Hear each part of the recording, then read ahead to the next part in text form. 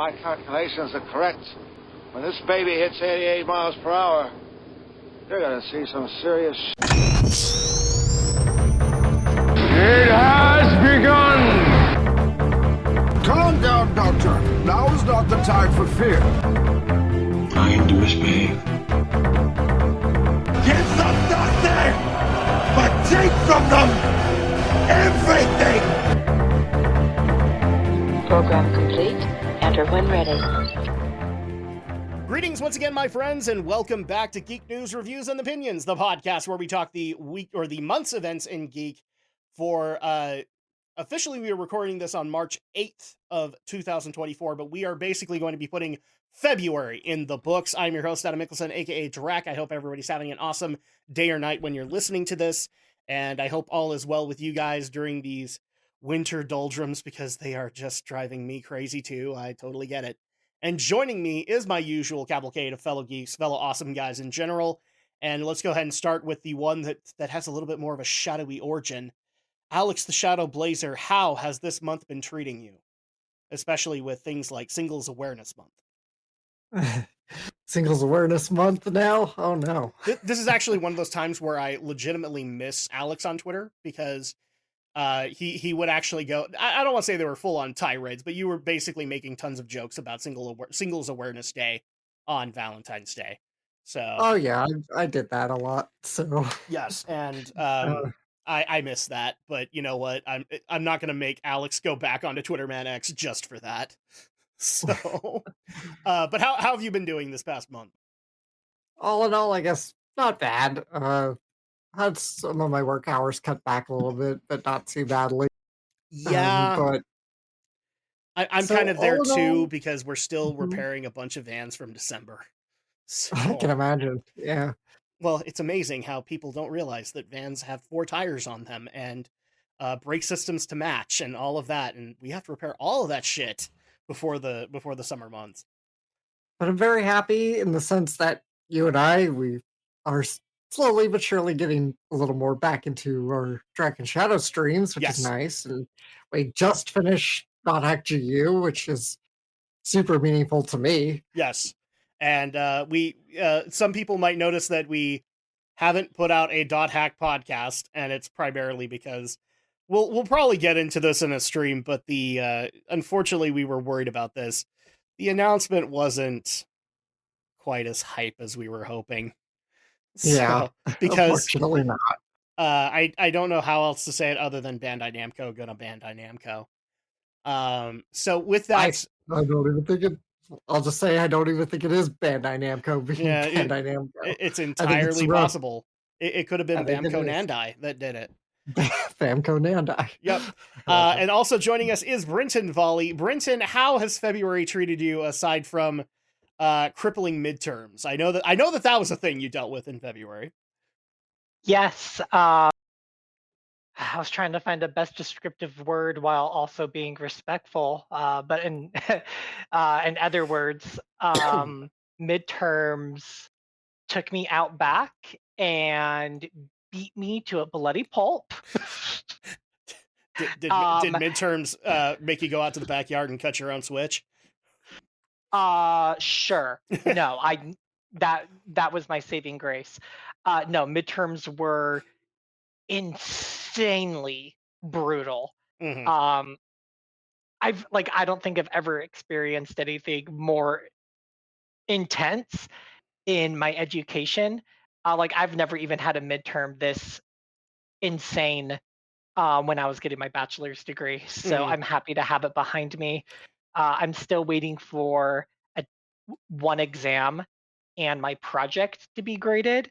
Otherwise, I got the results back from one class, and I got a B plus on the exam. So Nice.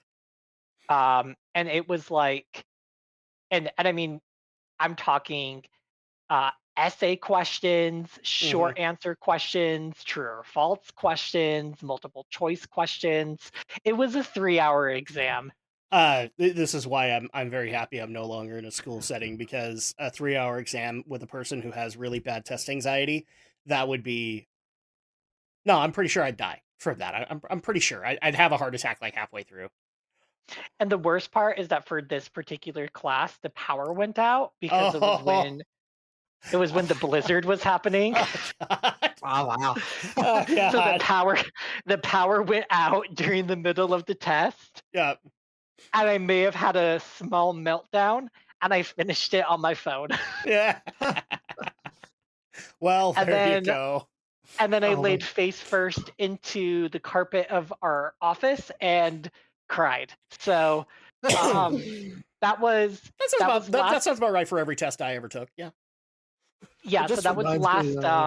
that was last week.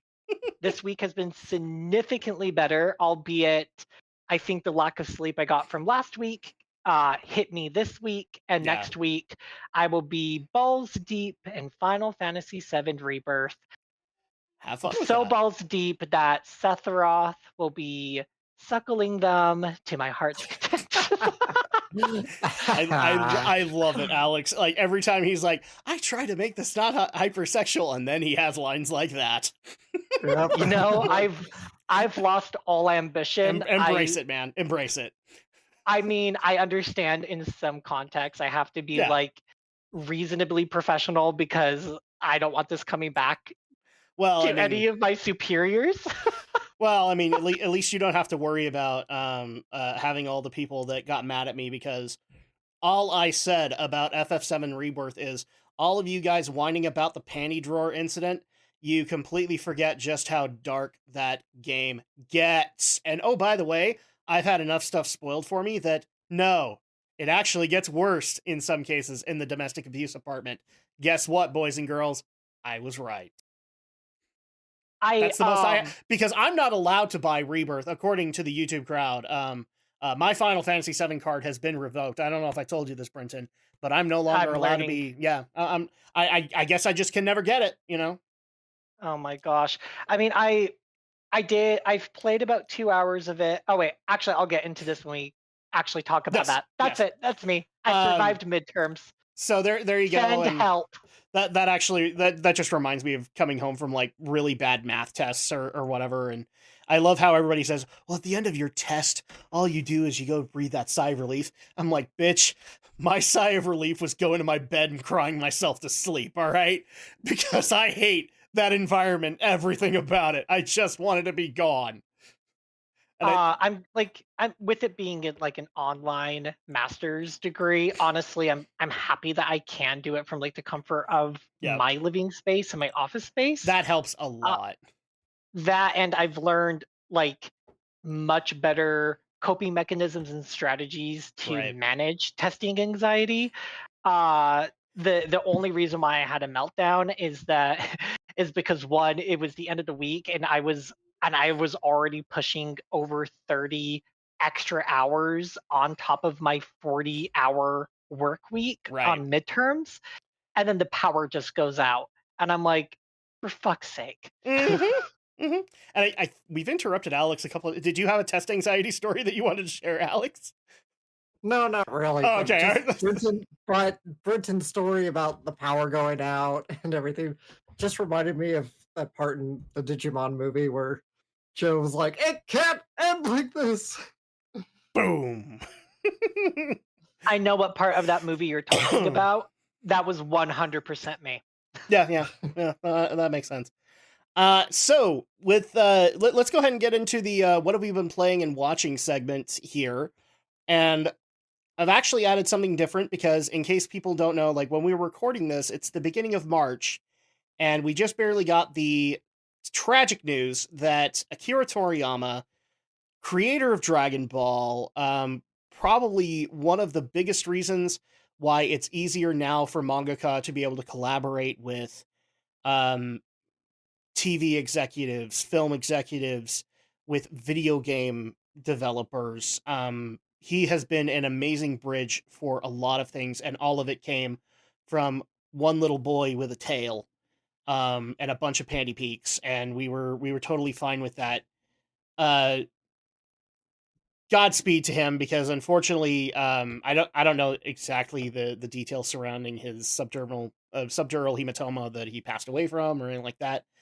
But from just from people with medical experience, it's a painful thing to go away with, and I would like to think that he went as gently as he possibly could have. And I'd rather celebrate his life rather than mourn his death, in all honesty. So we're going to do the what have we been playing and whatnot, but I'm also going to add that if you have had any kind of exposure to Akira Toriyama, maybe your favorite work of his, or maybe a favorite moment within that work that you immediately think of when you heard of Toriyama's sad passing. So with that, Brinton, why don't you go ahead and go first? Unfortunately, your exposure to Toriyama isn't that great, but considering that you already just barely said you had some things, why don't you go ahead and get your what have you been playing, what have you been watching out of the way? Sure. Yeah. I can be concise. So I'll start with Toriyama Sensei. Like you said, Adam, and like we were even talking about before we started recording this episode, my exposure was really more just recognizing and being aware of his contributions to manga and anime, and being appreciative of the mangaka and anime been that have followed through through inspiration of the incredible work um, that he has done. Right. Additionally, um, thanks to you, Adam, recognizing that the Dragon Quest games are in that vein. Mhm. I have enjoyed the Dragon Quest games. I think they're incredibly fun, very traditional JRPGs, which are always super entertaining and just add a very beautiful flair to the just world of JRPGs. Yeah. So I'm grateful to have had that exposure. Does it make me want to read his manga because I have access to it on the Shonen Jump app? Why not? I've been looking for something new to read. This would be a good time to, you know, better understand his influence Mhm. in the things that I love today. Um, So and at go that ahead. point, let me go from this angle, because if not for Akira Toriyama, one of the things that we've seen with a lot of this stuff is a lot of the support that has come out in respect of Toriyama's passing, because as we kind of learned through the message that actually Alex dug up last night, they kept it pretty closed.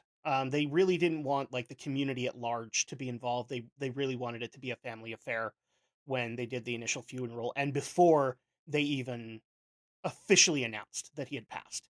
And so at that point, the amazing amount of support that has come out from people who he inspired, just to give you kind of a few examples of this, if not for Akira Toriyama, you would not have had Masashi Kishimoto creating Naruto, he has Exactly. actually said has been he was a direct inspiration for the creation of Naruto. And uh, what's funny about that is a lot of Naruto is actually taking a lot of the tropes that Toriyama created and kind of flipping them on their head and showcasing those. Obviously, Eiichiro Oda, if people don't know this, the creator of One Piece, is also a fan of Toriyama. In fact, they were friends, from what I understand. We also had fellow creator of the Dragon Quest video games, Yuji Horii, come out and show his support with the passing of Toriyama. We also had Masakazu Katsura, who created Zetman and Ys, I think is how it's stated. Um, and then I've even seen even more towards that. The TJ Kubo came out and said something fairly respectful towards Toriyama. He not a direct inspiration, but obviously through some of the things that Toriyama has done throughout his life, Kubo had definitely benefited from that. So he was at least willing enough to come out and mention that.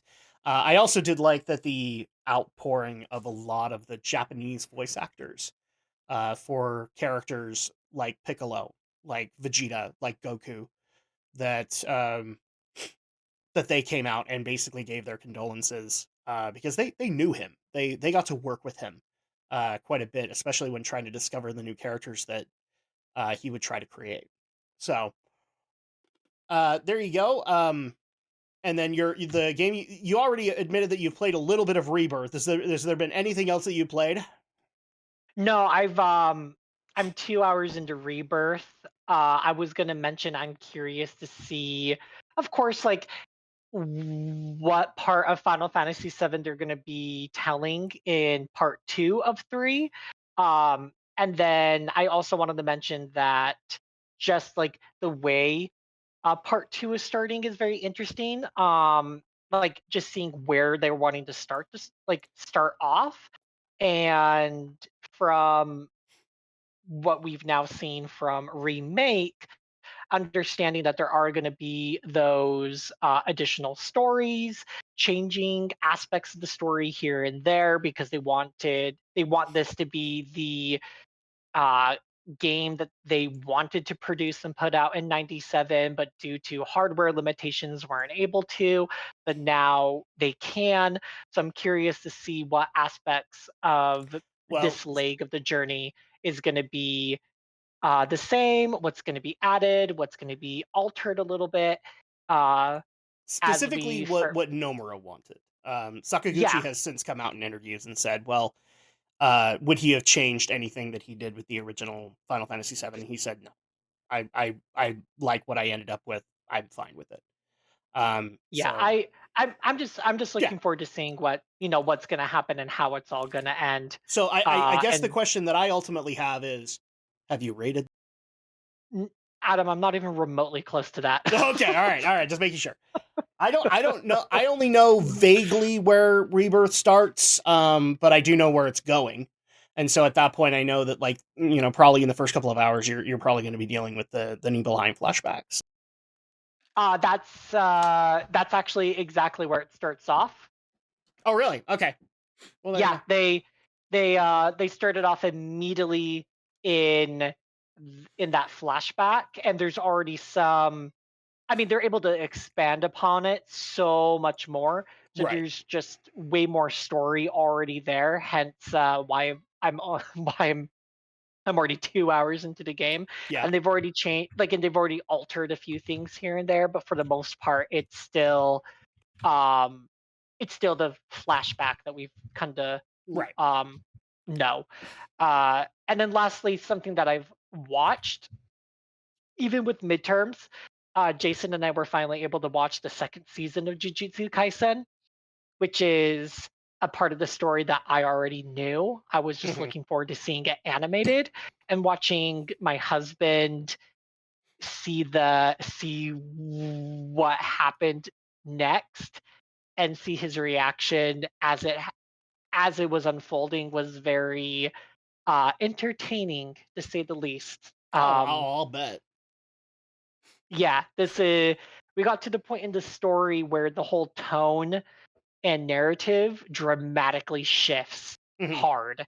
See, I haven't seen anything with Jujutsu Kaisen, although it has been recommended to me.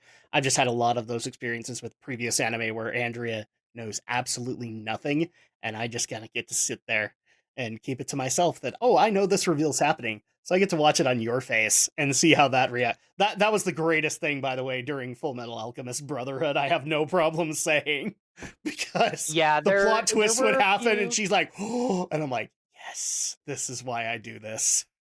Yeah, there were a few moments where he was like, you knew this, he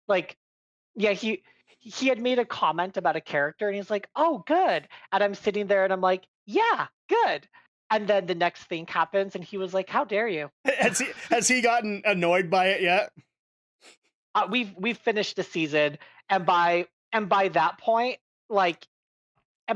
he was like, I don't think there's anything else that could shock me, yet things still shocked him, and he was like, how did you handle all this when you read it? And I was like, who says I'm handling it still? Well, and what makes it even worse is Alex can attest to this too. Like, you're reading the manga. The manga is basically the best way I know how to do it is, like, it's the author's stream of consciousness only. And so at that point, things can end up being a little bit more twisted in the manga than they end up being in the anime. Why? Because then the animators have to look at him and go, yeah, this is pretty twisted. We might have to do this instead. Just, tone it down just a little bit. And Oh, they did. I'll tell you right now, they did not tone it down.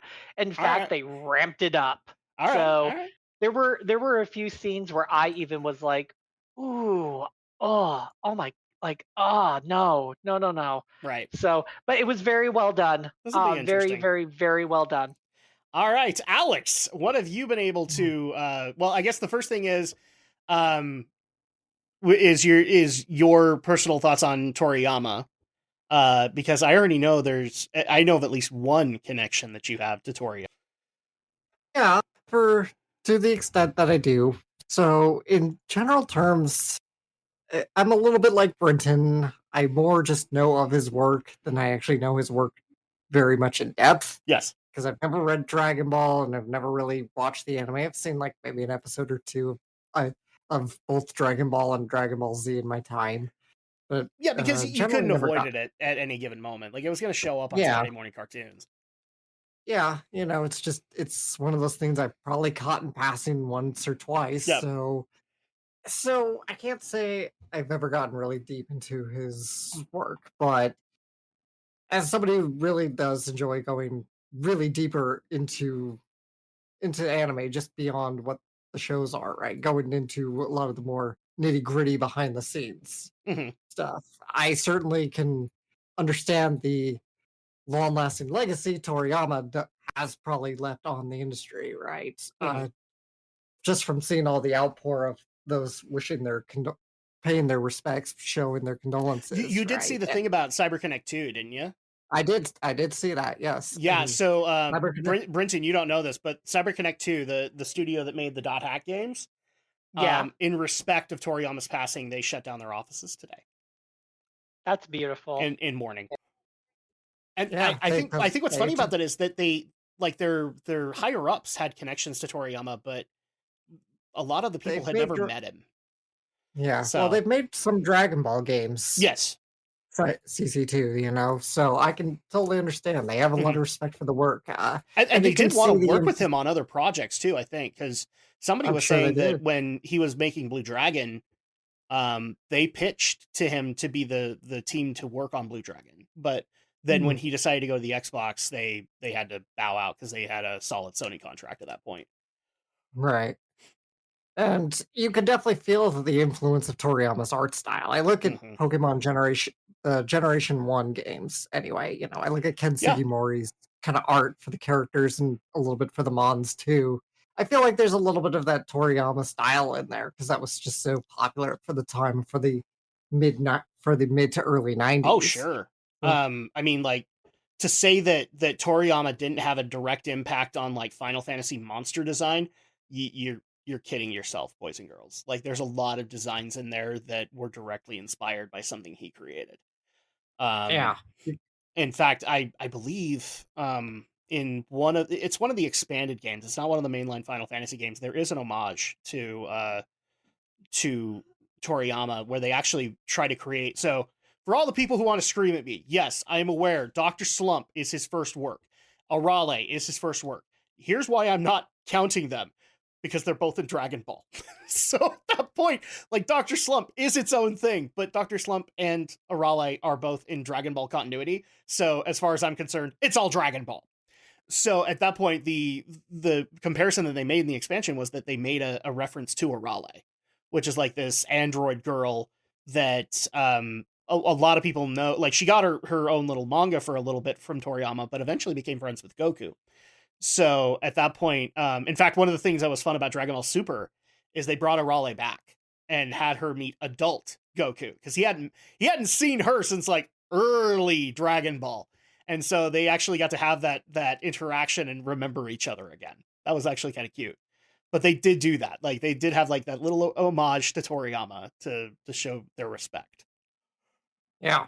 But I'm kind of surprised that you didn't bring up Chrono Trigger though. I am getting there, of course. Oh, okay, but all right, my bad. yes.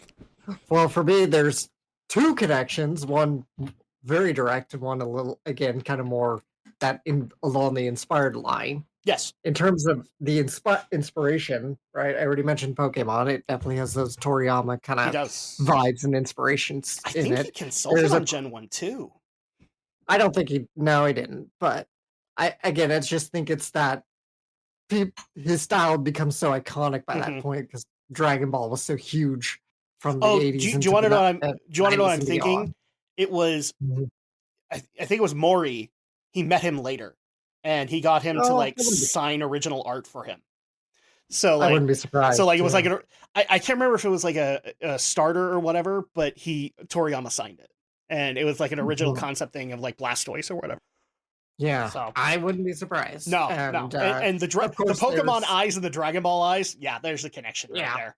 totally. I can see it in that early Gen 1 art. And Right. of course, there's Sonic the Hedgehog, right? Super Sonic, Super Saiyan, and there's Sonic the Hedgehog has been totally, borrowing from Dragon Ball forever. Unapologetically, and Toriyama never had a problem with it. Yeah, totally. They've never really tried to hide it. No. That they wear their Dragon Ball influences on their sleeves. I would love to know basically, how many lawyers kind of came up to Toriyama and said, you could sue Sega for this, and he's just like, I don't care. Yeah, I can't imagine he really cared. That's one of the things that was cool about Toriyama is like he wasn't what's the word he wasn't uptight about people borrowing from him or being able to do something in adaptation or an homage to him. He took it as just a sign of respect, which is how a lot of creators should. More people need to be like that. Mm-hmm. Yep. And of course, as you just mentioned, Chrono Trigger, because I love that game. Mm-hmm. Yes, Chrono Trigger is amazing. I mean, the best example of this, because everybody loves it when I bring up Dragon Ball GT, but GT was not done by Toriyama. In fact, Toriyama was done with Dragon Ball at that point. He wanted a break. Gee, I wonder why. He'd been working on a manga for hundreds of volumes. And so when they were doing the concept stuff, the artist, when he created Super Saiyan 4, went back to a lot of like original designs that he loved from Toriyama, specifically like the Cell Saga days. And he is what he got the original Super Saiyan 4 design, which I'm pretty sure each of you have seen pictures of. He got to meet Toriyama eventually, and Toriyama just gushed on him and said, I love what you did with Super Saiyan 4 and how you continued the lore while not consulting me and not talking to me or anything like that. And as a gift, Toriyama drew Super Saiyan 4 Goku in his art style. Not because the way that it was drawn was in the I can't remember the guy's name, but it was in the Cell Saga art style, which was kind of like Toriyama, but it was more serious. He drew Super Saiyan 4 Goku in his art style, signed it, and basically gave him like a little love letter. And the guy still has it to this day. Oh, that's nice. So I love that. And you can do it, like, for those who don't know, you can do a Google image search because it's out there that Toriyama did that. As far as things you've been able to play and or watch. So in terms of playing, I decided I'd jump back into Breath of the Wild because why not? I wanted to actually try playing what I've wanted to do with this new playthrough was see how quickly I could obtain the Master Sword before doing any of the main story stuff and see how, if any little changes that makes to some of the dialogue. I'm not expecting anything huge, just want to see like some of the little changes because it's an interesting little challenge. Just to see if you get dialogue changes or something like that. Yeah. Kept to it for the most part, except I wound up doing the Zora quest already before officially getting the sword, because I'm just like, I need that to squeeze out that extra heart so I can have enough hearts to get the sword. So, but otherwise, I still haven't yet tackled Gerudo or Gorons or Ritos. So, doing that.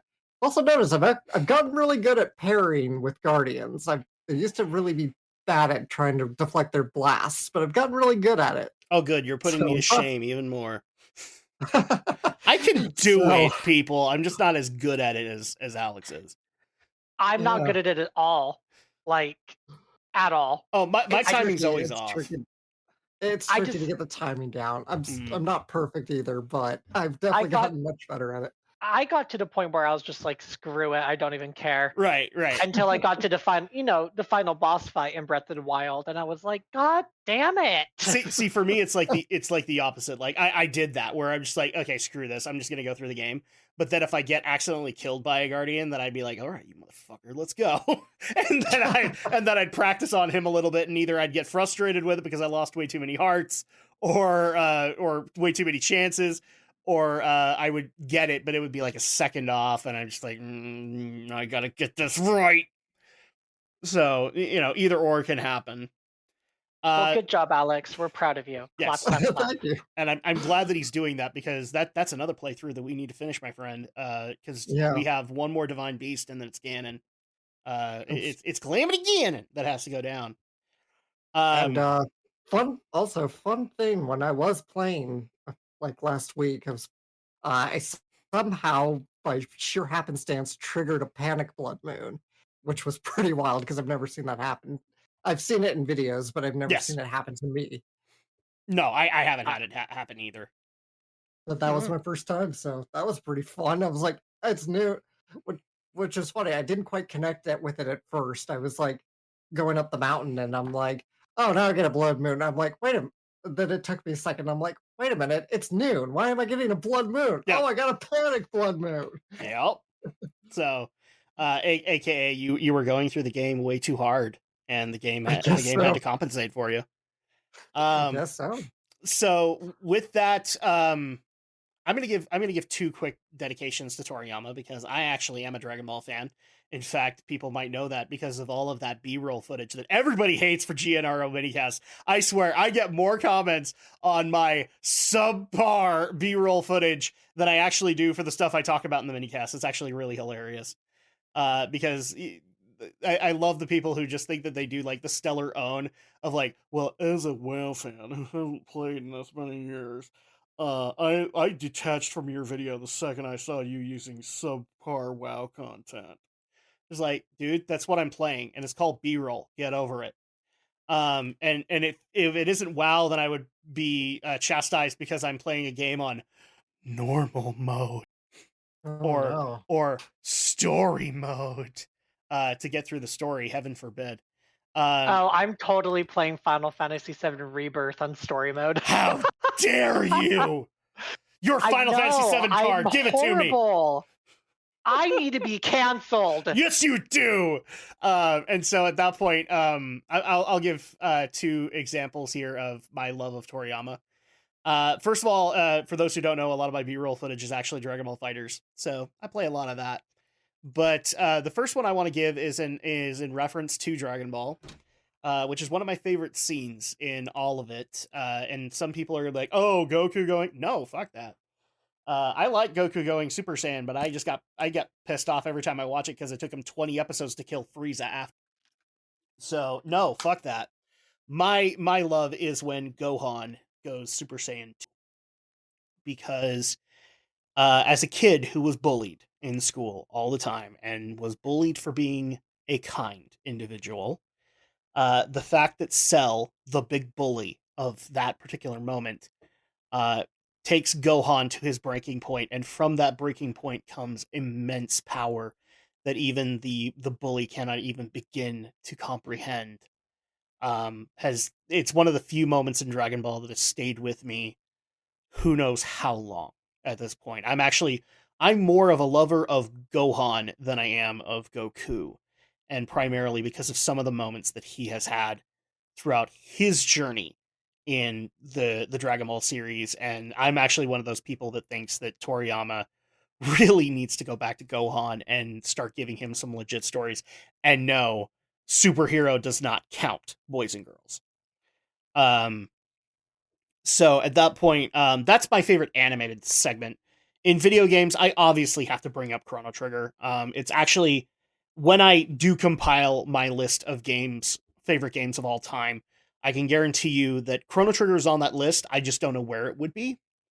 And one of the primary reasons is because my favorite moment in that game is Frog taking up the Masamune. It was literally the first moment I ever saw of Chrono Trigger as a child. And seeing that in 16-bit glory was more than enough. And then the PlayStation version came along and added even more to something that was already so delicious. And now I love the fact that actually one of the reviews that I'm doing right now for Geek News Game Night is Chrono Trigger.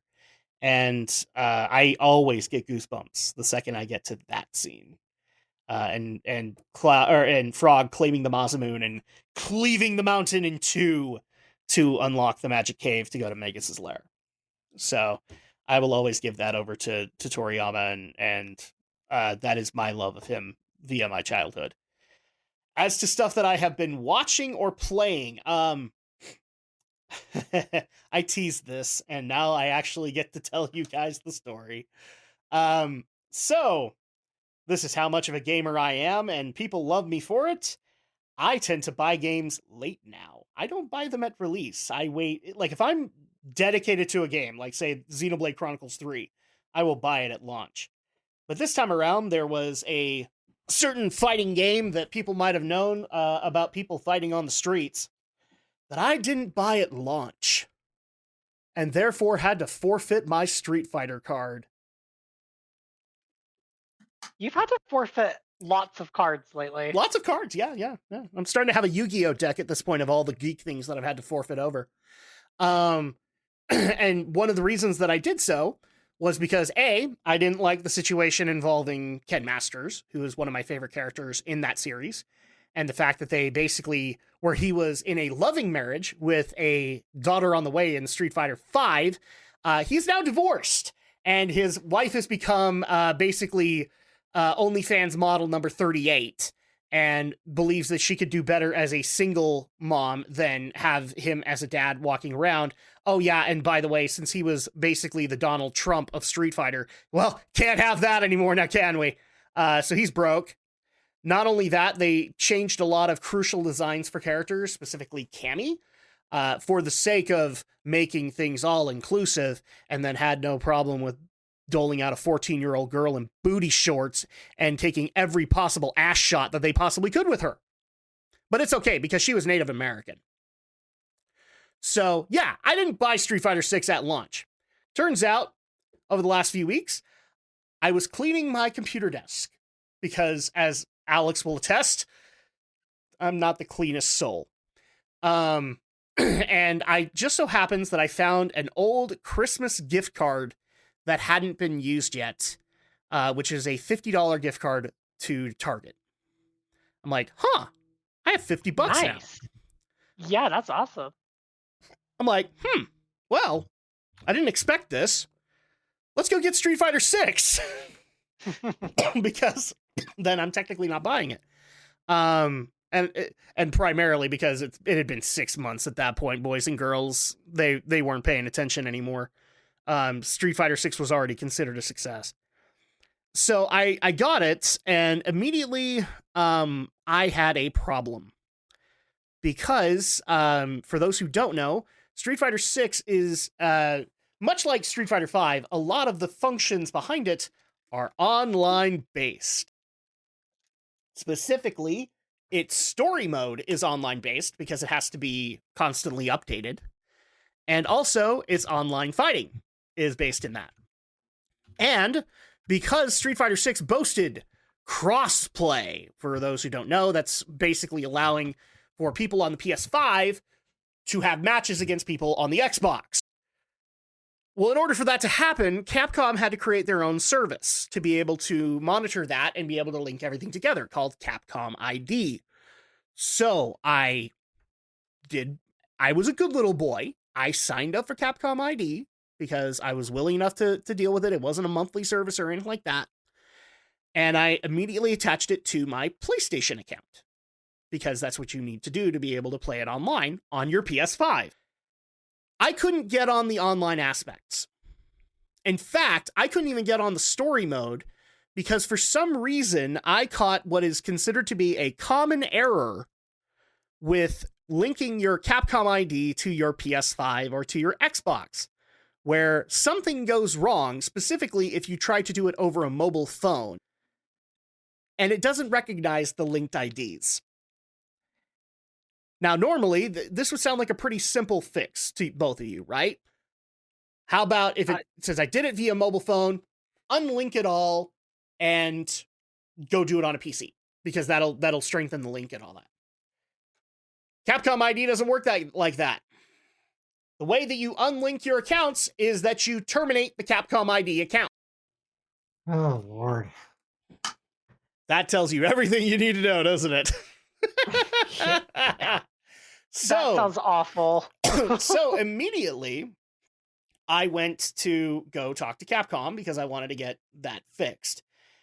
I hadn't gotten any kind of response on it for a few days after that. And while I was driving my kids to school, I noticed that Steam was having another one of those awesome sales that Steam has. One of which was Street Fighter 6 for $20. So I'm like, what the hell? It's only $20. I just barely got paid. I'll go get it. And we'll try and link it up to Steam and see if we have the exact same problem. I link it up to Steam, works perfect. In fact, I play it on Steam regularly. And more importantly, I play it on my Steam Deck. Because fuck you, that's why. Okay. So, well, I love all the people who are like, you played on Steam Deck? Oh my gosh. Yes, Steam Deck is amazing. Shut up. Steam Deck really does look fun. It's great, especially for somebody who wants to do like multiple reviews and things like that. You can contain it all within this nice little gaming laptop. Yeah, I'm just saving my money for Switch 2. Well, so. and more importantly, the thing that I cared about was because when getting a Steam Deck, it was the first time I'd ever been able to get a machine that was able to run a PS3 emulator. And for those who don't know, getting a PS3 to run on modern day streaming devices, on capture cards and so it is literally like pulling teeth because of the way that the PS3 was built. And you have to do a bunch of things in order to make it work. You have to account for the system's in-based lag, and it just becomes a nightmare to try and make work, especially when you do the content that I do. And so when they offered the possibility of being able to run the best PS3 emulator there, and I didn't have to worry about whether or not my PC could handle that, I'm like, sign me the fuck up.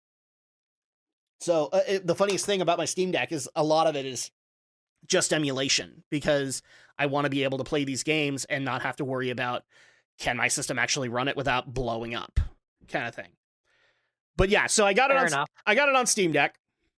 And also, obviously, it's working, right? So no reason for my PlayStation copy. And so I immediately consulted Capcom and said, well, I got this error and I couldn't get it to work. And I literally tried all the troubleshooting that both Capcom and Sony provided to fix this error. I even went to a homebrew thread on Reddit for other ways that had been discovered since the beta of Street Fighter 6 that still worked to fix this issue. None of that worked. So I went to go talk to Capcom, basically said, I tried all the troubleshooting, I did everything. Is it possible for me to be able to get a refund for my PlayStation copy because it was digital? Yes, I used a Target card, but I basically used the Target card to get a PSN card. Don't at me. And I just wanted to get the digital copy refunded because I couldn't use it. And they basically did this, well, I'm sorry, sir, that that's happening, but really, this sounds to me like it's a PlayStation issue. I could already see where things were going. So I decided, okay, I've got you in a chat room, Capcom. I'm going to go put Sony in a chat room. I had them both up on the same screen. I really wished I'd taken screen caps of this because it just got stupider from here. Well, Adam, hindsight. Yes, I will do that next time. But I got to talking to PlayStation. I put the exact same thing out for everybody to see. And PlayStation literally did this. Well, from what you're explaining, it sounds to me like that's a Capcom issue. Have you talked to Capcom about that? And I literally said to the person, it's actually really funny. I have you in a chat room right now, and I also got Capcom in a chat room, and they're saying it's your fault. Silence for 2 to 3 minutes from the Wow. from the Sony rep. Well, then he comes back basically saying, well, I don't know what to tell you, sir. Unfortunately, it just sounds to me like it's a troubleshooting problem on Capcom's end, so we're not able to give you that proper refund. So at that point, I get, as Alex will probably be able to tell you, quite perturbed. And I immediately start saying, well, I did buy it on your service, Sony. And since at that point it's on your service that the purchase happened, you could easily go into my account and credit me the amount. Well, actually, sir, I'm not able to do that. Why not? Because we haven't gone through troubleshooting. I already told you I did all the troubleshooting that you recommended on your troubleshooting page, on Capcom's page, on the homebrew page. None of it worked. Well, sir, I didn't technically go through it with you. Would you have recommended the exact same things that are put up on your webpage to do for troubleshooting? Technically, yes, sir. Then what would be the point of me going through it if it already didn't work? Long story short, I eventually got sick and tired of talking to the PlayStation people. Capcom wasn't going to help me, and I kind of knew that. So I eventually got a number to a person that I could talk to at their West Coast office. I talked to them. They tried the exact same BS with me, and I eventually got them to credit me for my PS5 version of Street Fighter 6. So fuck you, PlayStation. Fuck you, Capcom. And I'm still poning everybody as my offensive cami in Street Fighter 6. Drac wins yet again. Sounds like you've had quite the journey. I'm just listening to all of the applause that Editor Drac has added into all of this and enjoying all my adulation, because I know some commenter on YouTube will be like, that was just a commercial. Well, now you know how it felt like to be in the chat room with both Capcom and PlayStation. Now don't you, sweetheart? Yeah, so a majority of the stuff that I've been playing has been Street Fighter 6. And I will actually say that they have done a lot right with that game. It actually plays really well compared to some of the issues that I had with the online in Street Fighter 5. The story mode is still a little weird, especially when one of the problems is, the premise of it is that you are a brand new citizen of Metro City, and that you're going to learn from all of the Street Fighter characters in order to be able to find your meaning to fighting. Same kind of philosophical stuff that Street Fighter does. And I have a male model, and whenever I try to, basically you can learn from the various Street Fighter characters and use their fighting styles. And when you have a male model, all of the female fighting styles look really weird on your character. I honestly think when I turned on Chun-Li for the first time, that somebody surgically took away the back of my thighs on my male character model in order for me to be able to do the stance that Chun-Li does. That's hot. Kind of, except we make the joke that Chun-Li's legs are huge, and mine look like half of what Chun-Li's legs look like in this game. So it's just like, I'm anorexic Chun-Li, and I don't know if I like that. And now I'm really worried because I'm maining Cammy right now, because everybody loves that I bring out offensive leotard wearing Cammy, and I'm worried that when I start getting her as a master, that it's going to start trying to add boob size to my character or whatever in order to make the fighting style work. So I guess I'll find out eventually, but there you go. That's what I've been playing. I have been watching actually a lot of Hajime no Ippo. For those who don't know what that is, it's just a boxing manga that got made into an anime for quite a number of seasons. And I did that in honor of one of the stories that we're going to be talking about tonight, which involves the creator of Hajime no Ippo. So that's been mine. But I think that's enough explanation right now. Should we go ahead and get into the stories tonight? Let's do it. Yeah, let's do it. So the first thing that we have is, it's not appropriate to call it gaming or Nintendo talk, because it's gaming talk. We had directs, we had partner showcases, We had everything under the sun, even a few things that I forgot, but I'll add them in later. So don't worry, Brenton, it'll happen.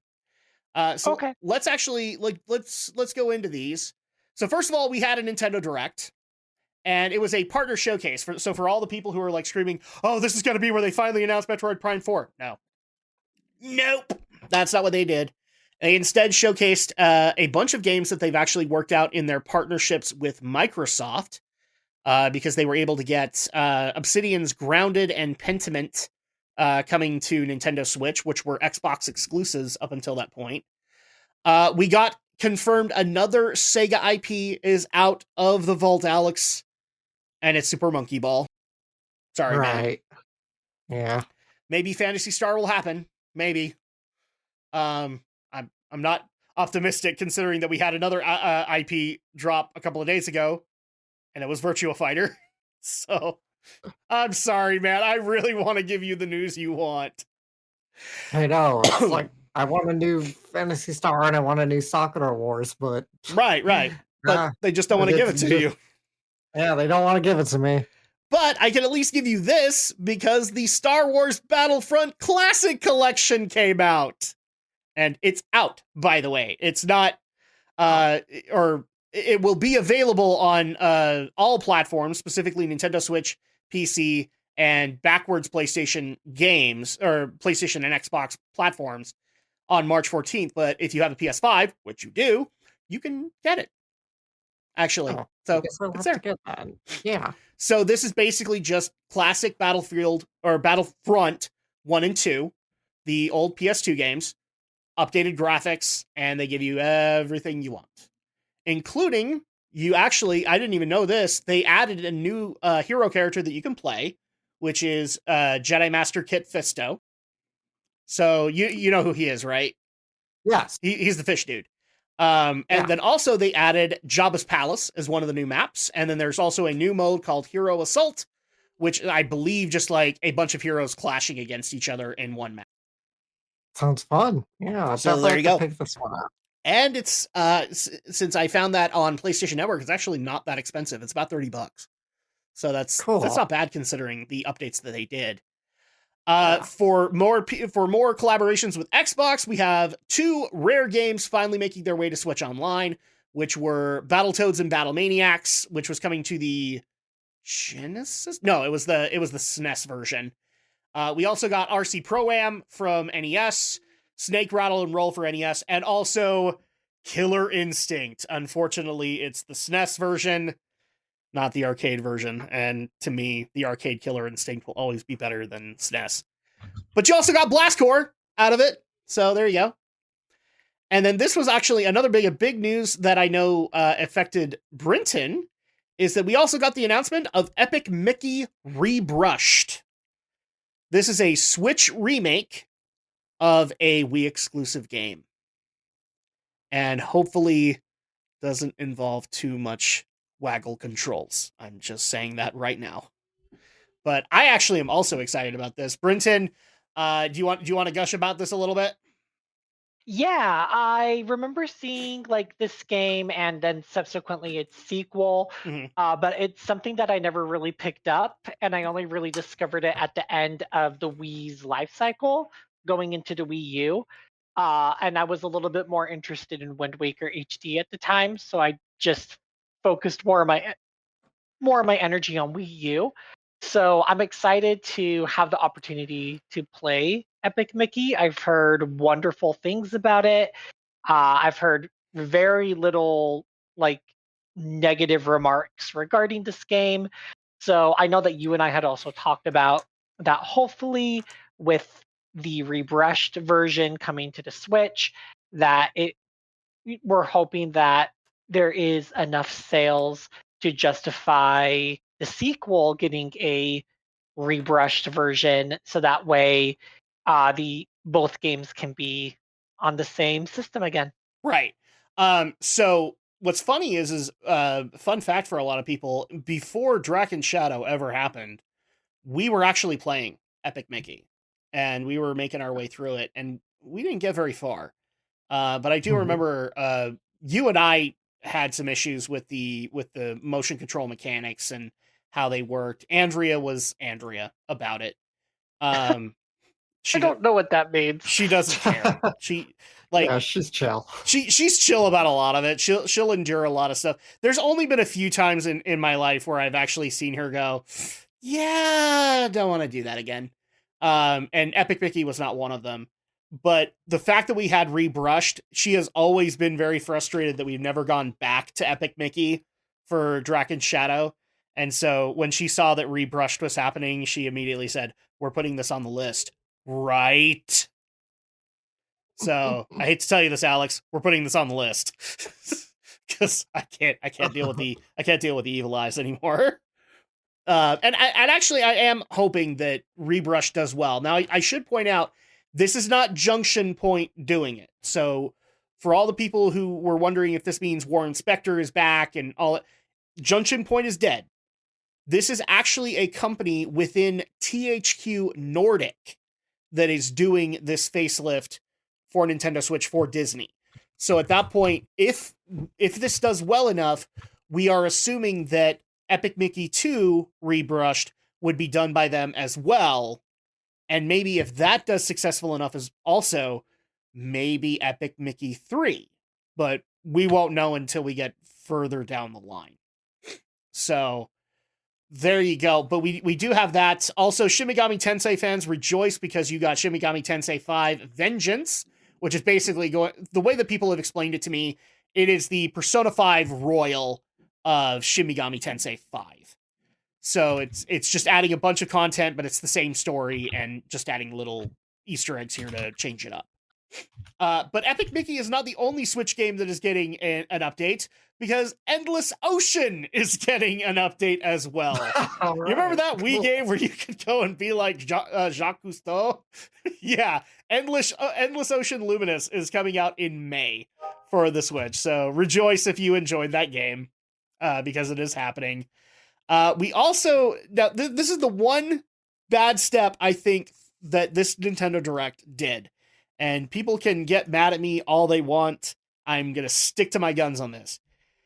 They did announce that for Nintendo Switch Online, that Mother 3 was coming. And then waited to announce that it was Japan only. Aw, poor I feel so bad for Mother Fucking fans. Mother fans, man. They get shafted by Nintendo all the time. Specifically US Mother fans. They get shafted all the time. And I did not like the fact that Nintendo waited a little bit to say, oh yeah, by the way, Japan only. Because that just comes across as like, I love Reggie, but Reggie trolled the Mother fan base way too hard. He really did. He really did.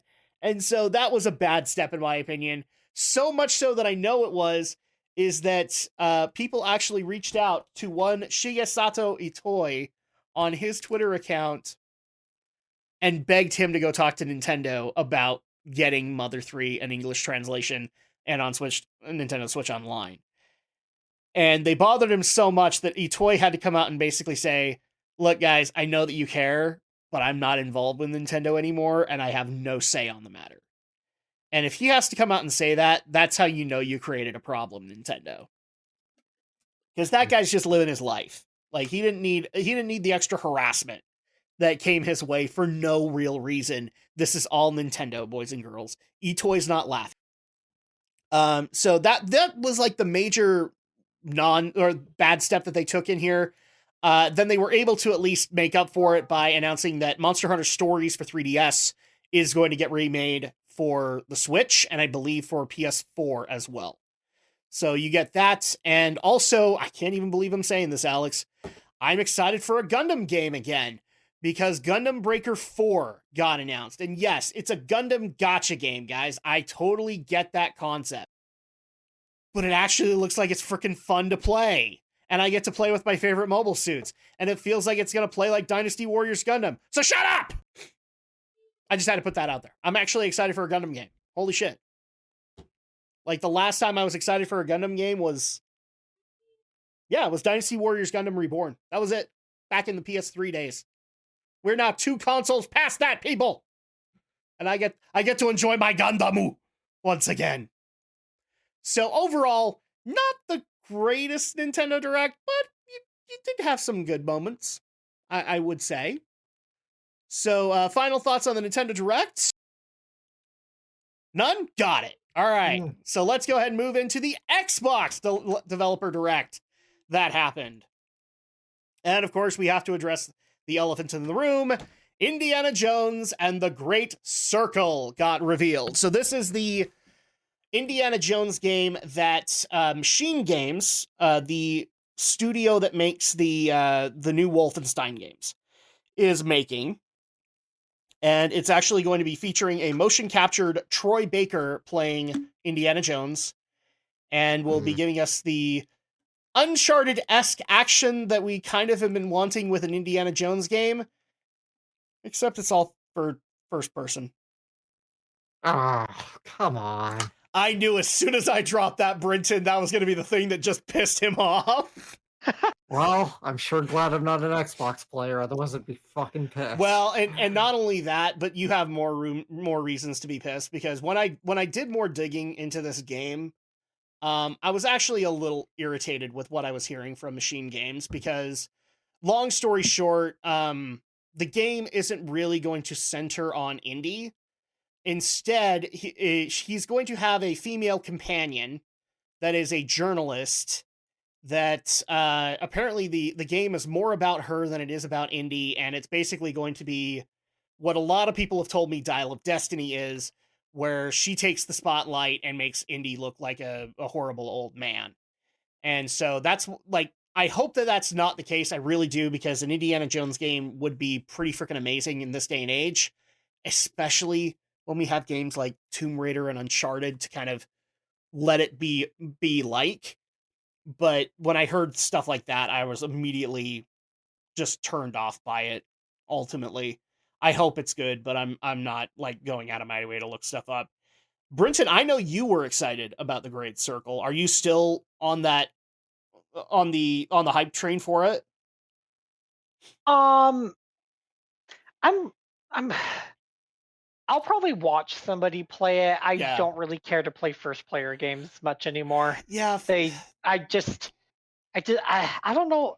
I don't have the words to express that's my like the biggest disinterest in misstep of them. this whole thing, is like, it's an Indiana Jones game. It should be third person. Now, granted, there are third person moments where you're puzzle solving and you're doing rope swinging, but it should be 100% third person at this point. It's an Indiana Jones game, for crying out loud. Like, sorry, I interrupted you, Brinton, but like, yeah, I totally get it. That's how it should be. And you're fine, Adam. I actually didn't have anything further to say in that thought. Yep. So we had the Indiana Jones game. I hope it ends up being better, but we'll have to see. Senua Saga Hellblade 2 actually got a release date, and it's going to be coming out in May. Xbox only for right now. Sorry, Alex. Oh, well. I now need that as just a sound clip so that Alex doesn't have to do that. He's just like, oh, I'll press the button. Aw. Now I find it funny. While at the Nintendo Direct, Obsidian announced that a few of their past games were going to make it to the Switch. We also got to see what Obsidian is working on currently, which is a game called Avowed, an upcoming RPG that they are working on that is going to be in the same universe as their Pillars of Eternity franchise. So we got to take a look at that. That looks fairly interesting. This one was surprising. Visions of Mana showed up on Xbox instead of PlayStation for an additional look.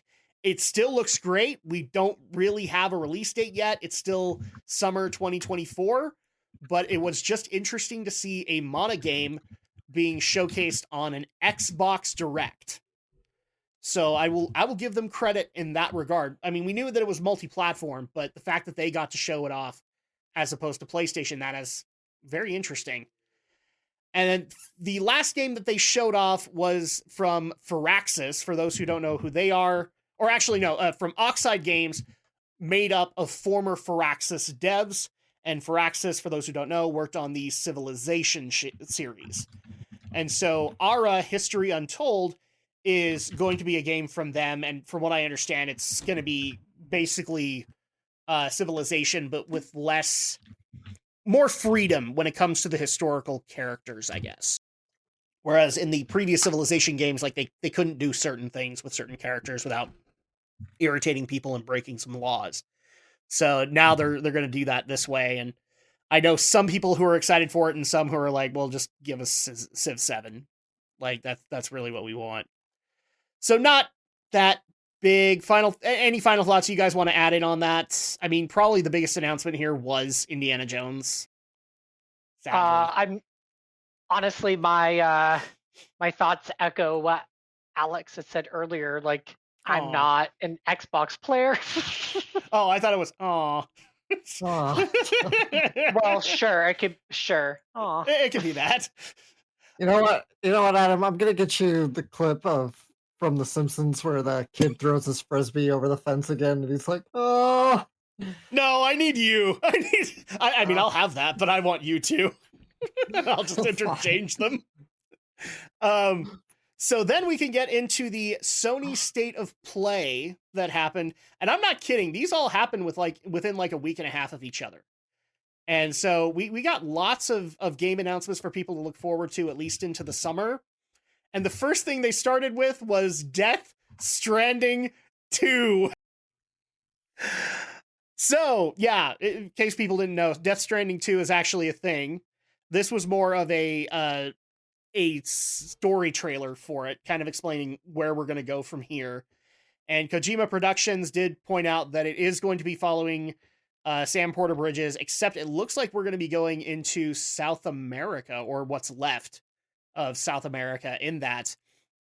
And it looked pretty good, except for you both have not played Death Stranding, so this is going to fly right over you. But the main character Higgs, or the main villain Higgs, is returning. And I'm just going to dig him up, or dig up an image of him, because this was kind of the point where they lost me in the trailer. And it's primarily because I have thoughts on his new outfit. Let's see, Higgs. So give me a second and I will share this with you guys. Oh, all right. Here we go. So just to give people kind of a feel of like what Higgs was like in the original game and why he worked as a villain, this right here is Higgs in the first game. So that is the main villain of Death Stranding in the first game. That looks kind of terrifying, right? Yeah. I mean, I'm sure eventually I'll play this game, but yes, that looks terrifying. Oh, we're gonna have you go down the Kojima rabbit hole. Alex has already started. It's gonna happen. Enjoy the cheese while it happens. I wish I could share this with you, Alex. I said as soon as he showed that him and Nathan, or not Nathan, Jason were interested in going down the. I can't believe I don't even know why we haven't said that name in years. Yeah. The fact that he said that they were interested in going down the Kojima rabbit hole, I immediately started sending them gifs of a Goofy movie where it's basically like the Leaning Tower of Cheese, and it's nothing but like straight eating cheese. Like, it's okay, let the cheese flow through your veins, it'll be fine.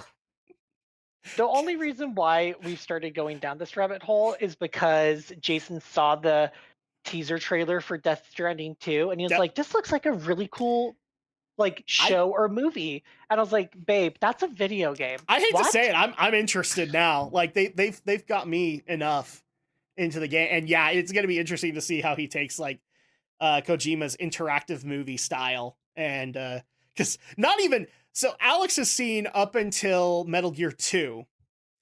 And so at that point, you haven't even seen him get into like his full-on cinematic style yet.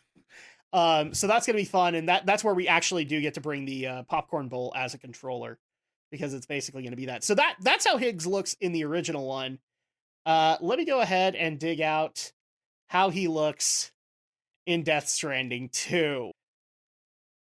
I'm not kidding. This is from the trailer, people. So this is him with like a mask on, but what people are more interested in is this going to load up? Please let it load up. Son of a bitch, you're not loading up. you guys can see it right here. But Kefka Palazzo called and he wants his image back. They basically just put him in like teary clown makeup, and I don't know fucking why. There's it will be explained. There's a better image of him. I don't know why. It's so weird. But that's like the one thing I took away from that trailer. I'm still excited about what they're doing with Death Stranding 2. Especially that they decided to put even more baby in the tummy moments, which were always just wonderful nightmare fuel to have to deal with in our streaming playthrough of it.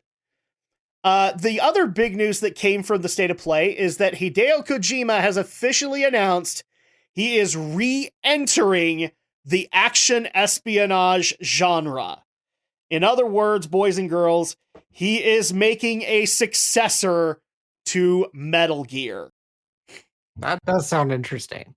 A lot of I'm pretty sure somewhere off in the ether, Romney is eating his hat, because I remember both me and Romney thinking, like, that's never going to happen. He's got way too many bad memories. He's done with Metal Gear. Nope. He has officially announced that Physint is the project that he is working on that will be a new IP, but a spiritual successor to Metal Gear. And the main reason it's called Physint is obviously they don't have a title yet. But this also, I remember having a discussion with Brinton, because you're like, oh, yeah, that Physint game is kind of interesting sounding. So, and I pointed out that, yeah, oh, by the way, this is the guy that made Metal Gear. And so at that point, that's why people are so freaking excited about it, because he's basically going back to the genre he defined. He created, like, all the stealth games you've ever played, Brinton, he's the granddaddy. He made that genre. Delightful. So that'll be fun, and I can't wait for all of the funny jokes that I can make while listening to all the dialogue that happens for 20 straight minutes. Because that's how it goes. So we also got to look into Team Ninja's Rise of the Ronin. This is basically looking to be like Ninja Gaiden meets Ghosts of Tsushima. And I was not excited the first trailer they showed at the Game Awards, but now I'm kind of on board with it. I want to see what they're going to do with it. The only thing I'm worried about is that, Brinton, did you ever play For Honor from Ubisoft? Very lightly. I did not play it as much as my ex did. I'm worried that the gameplay is kind of matching that, but it is kind of in like a Soul style. So maybe that'll be a bad thing, but right now this game looks pretty good. I'm just going to go ahead and say. This is actually also where the gaming public got addressed to Stellar Blade, which we covered in our previous podcast, because, you know, that chick looks so pedophilic, right? And it actually had a very good reception, including Eve, the main female character. So I'm looking forward to this game coming out April 26th, as it got a release date. We got another look into Dragon's Dogma 2, but this is the one that got Alex probably excited, is that Sonic X Shadow Generations got announced. Do you know about this game, Alex? I do know. I mean, I've known about it since it was announced, but yes, I know it. So, it is an enhanced remaster of Sonic Generations, but it's got additional features, as specifically, it will be featuring a lot of levels featuring our lovable yet anti-hero-like hedgehog Shadow. And so the ones in particular that they showcase is that I believe Final Chase is in Generations. We get his version, which I can't remember what that one was called. But we get his version of that level. We're also going to get a bunch of levels from Final Shadow. Chase. From what? Final Chase. That is his level. Okay, so Final Chase is his. Yeah. Final Rush was the Final Sonic Rush. One, That was his. It wasn't. But that wasn't in Generations originally. Okay, it wasn't. So maybe Final Rush also gets added? I don't know. They haven't said that they're going to add stuff for Sonic, but for Shadow specifically, we know that we're going to be getting stuff from Sonic Adventure 2 for Shadow, as well as Shadow the Hedgehog is getting a level. Somebody was able to confirm it because they found the same level design in Shadow the Hedgehog, as well as what was the other one that Shadow was in? that had some levels for him, and I want to say it was like Forces that had a Shadow specific level, and it's also getting added to Sonic X Shadow Generations. So you're going to get all of that, and it's going to be coming out autumn 2024. Alex, I mean, can you contain your excitement? Just please try and contain your excitement for just 1 minute, sir. Okay. All right. Time's up. You can go ahead and uncontain it. Okay, I'm really excited about this. This does look pretty cool. Very interested, and it's perfectly timed because obviously what's releasing later this year, Sonic 3, the movie, it's going to have Shadow, so it's so serendipitous. That makes me think, are we going to be in St. George when Sonic 3 releases? No, because I think it's like in December. Oh, okay, yeah, then that'll be fine. So, I mean, maybe you'll have this to look forward to for St. George. I don't know. It depends. Autumn, probably not then. Oh, yeah, autumn 2024, because for some reason I read that as August. I'm like, well, if they say August 24, it's probably going to be late August. So, yeah. Could be. So we have that. We also have Silent Hill, The Short Message, which was a free-to-play Silent Hill spinoff that was made available that day. So Silent Hill fans rejoice. You got a Silent Hill game. Holy shit, right? Yeah. We also got the announcement of V Rising coming to PlayStation 5, which was actually a Steam game that is basically like a SimCity meets Diablo kind of vibe. Like, you basically are a freshly turned vampire and you have to go create your empire all over again. So there you go. You also got Dave the Diver, which was an indie game for PC, is now coming to PlayStation. Look forward to that. This one I'm going to get so much crap from Brenton. Zenless Zone Zero, which is being made by Hoyoverse, the same people behind Honkai Star Rail. Yay! I should have gone with Genshin Impact, damn it. I probably would have still gotten the same reaction. Zenless Zone Hero is actually a game in development for PS5. It looks like it's specifically for PS5. And they've actually been working on this in secret for a while. So this might be, because okay, people are going to argue with me on this about whether or not Genshin or Honkai are AAA efforts. I would say that they're more mobile efforts because they work for everything. But this might be like the first legit AAA effort that Hoyoverse does for PlayStation. And already it has a chick with big boobs on the cover. Cheers! Because we need more of those, just to piss off all the people on Twitter. Of course. Metro Awakening VR. Hey, look, it's a VR game. Do we care? Probably not. Not really. Legendary Tales revealed for PlayStation VR 2. Oh, look, we don't care again. Foam Stars was the next big one that came up on theirs, and for those who don't know, Foam Stars is their answer to Splatoon. And it actually looks really fun, strangely enough. I like Splatoon because it's not necessarily just like, deathmatch. It's more along the lines of like just paint the whole arena your own color. And so at that point you get to have fun with just messing around with paint. And this is the same case except with colored foam. So I actually think that this is looking like a lot of fun. I know that this is going to sound like sacrilege, Brinton, but it brings me back to like the early days of Overwatch and how fun that looked when it was getting ready to be released. It's that kind of fun. I actually had a lot of similar feelings and thoughts that you just expressed, Adam. So I'm on the same page as you.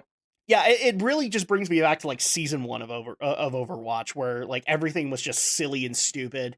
And so I'm actually going to look this game up. I might play it a little bit more because I'm still waiting for Nintendo to get up off their butt and make Splatoon 1 either DLC for Splatoon 3 or to finally re-release that, because the campaign in Splatoon 1 was actually pretty fun.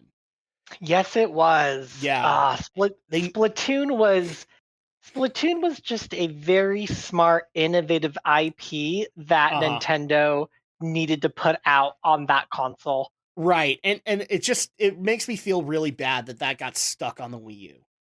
And we still haven't heard any kind of a Switch reboot for it, but we know that Splatoon 3 has done fairly well for them. So they really just need to add that campaign either as DLC or bring Splatoon 1 remastered to the Switch. I think that would be a great idea. Yeah. But overall, not a big PlayStation Direct. There are some big announcements there. Obviously, Kojima going back into the stealth genre is a big deal. But again, this is like one of those partner showcases where we don't get a whole lot to be able to work with in the long run. But we also did get additional announcements for it that we need to get into because there's been a mixed response to this. Nintendo has officially announced that the Switch 2 originally was going to be debuted this year and probably coming out this year. It has been delayed to March of 2025. Now, initially, when they made the announcement, they did not say why. And so a lot of people were like, oh, because we were looking forward to Switch 2, right? Well, now, since then, we have had interviews happen, specifically an interview with Nikkei, where they basically explained their reasoning for the Switch 2 being delayed. And it's not a bad reason, ultimately. The reasoning that Nintendo basically gave is that they are looking to combat the problem with scalpers, specifically in the fact that they want to make sure that they have enough supply to meet the massive demand that they are expecting Switch 2 to provide. Which is not necessarily a bad thing, considering if people remember how well the previous console generation, and by that I mean PS5 and Series X and S, went with the lack of supply, both due to COVID as well as, if people remember, now we've had this analysis post-COVID, it was entirely possible that given where their quotas were at the time, they probably still would have had shortages even without COVID. So already that was probably not going to be looking to be a great thing. And even the Switch had demand problems, specifically in smaller markets. And so it was difficult to get your hands on it. We didn't have to deal with that in the States, but I do know that in places like the Oceanic market, they had to deal with it. And so Nintendo's looking to make sure that doesn't happen again. They want to make sure that people will be able to get the Switch or the Switch 2 in the appropriate amount in numbers, and enough so that they don't have to basically take a shipment that's supposed to go off to South America and redirect it back to Japan because the demand in Japan is just way too much.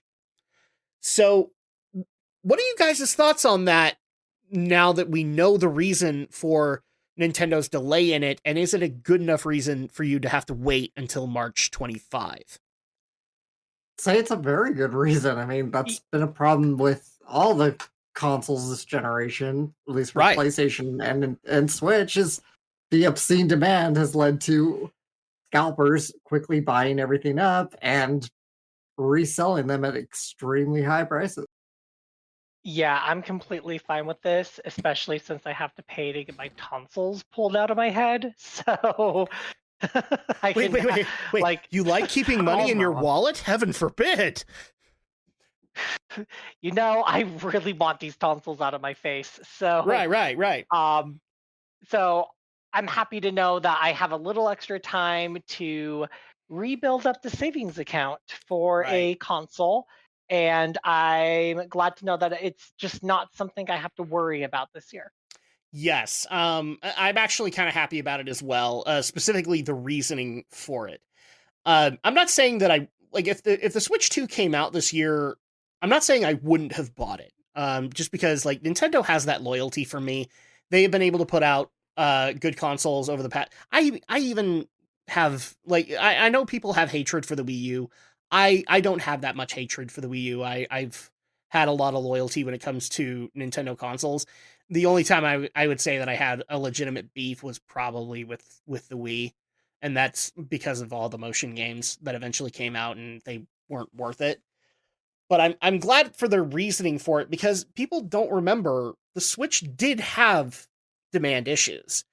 And speaking as a person who had to buy a scalped PS5, I am especially happy that Nintendo is taking this measure because, well, I don't want to have to pay overpriced. I'm not saying that I got screwed for my PS5. My PS5 hasn't had any issues.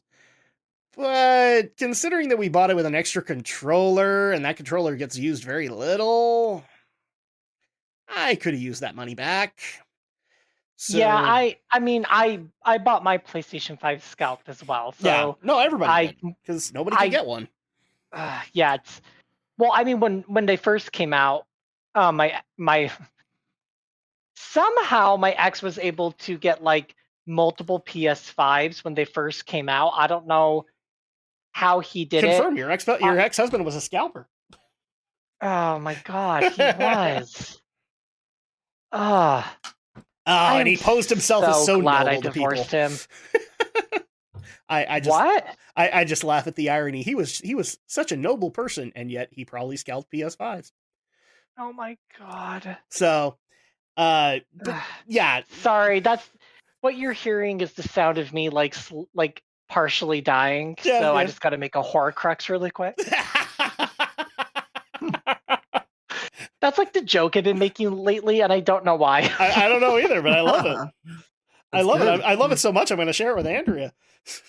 Please do. I'm sure she'll get a huge kick out of it. No, she'll start using it is what'll happen, because she's had a bunch of frustrations with patients where she's like, I'm pretty sure she'd look at people and go, I am so pissed off, I'm gonna go make a Horcrux. So, Oh my god.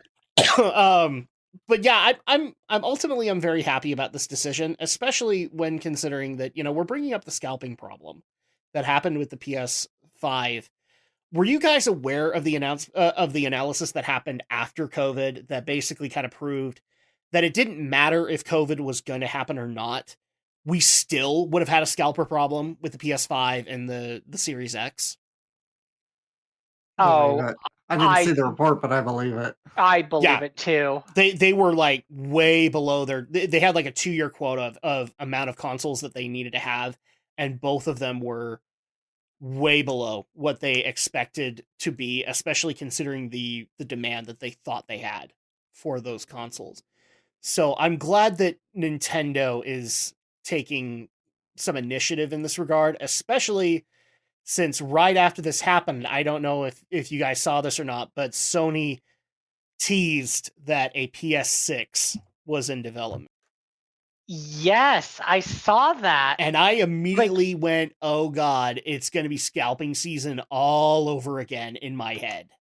Yeah, they made it sound like the PlayStation 6 was going to like be coming out sooner than you think. And I was like, girl, I haven't even really enjoyed my PlayStation 5.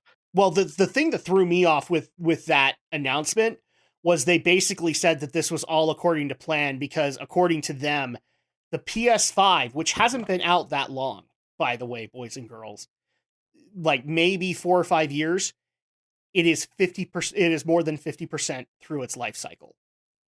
So, at 4 or 5 years, it is already past more than half of its life cycle, which tells me that Sony's going to make those life cycles even shorter as they try to put out new PlayStations. And I don't like that at all, especially if they're going to continue to have things like scalper issues. And ultimately, we are going to hit a point where graphics just can't go higher than they already are. What happens when Sony hits that one? Yeah, they need to allow for the technology to I don't want to say the word improve, but just like advance before they start tackling new consoles, because again, it's just wild to me to think that we're already 50% through the lifespan of the PlayStation 5, and I feel like it just barely picked it up the other day. Well, and it also, to me, it just confirms a problem that I think is already there. And when we get to our discussion tonight, I'm going to explain why that's a big deal. But it basically is playing into the current economic notion with gamers that, or it's basically playing into the assumption that gamers are now naturally impatient and therefore cannot wait longer than 5 years for a brand new console or for a new game or whatever. And frankly, that's not true. And while you do that, while you shorten those development spans, your product is going to get weaker because of it. Because you have to keep putting out a game or a console to satisfy a demand that could easily wait an extra couple of years. and you could have gotten a better product out of it. So that already just makes me cringe, because now we're playing into the impatience of the average consumer, when that patience could easily just be taught to be longer, and would solve a lot of problems within the industry, especially with budgets the way they are with AAA companies. But that being said, Alex, you get the final thoughts on this one. So obviously you're on the side that's that Nintendo made the right decision. But now that we're talking about like the PS6 or whatever, where are your thoughts going on that?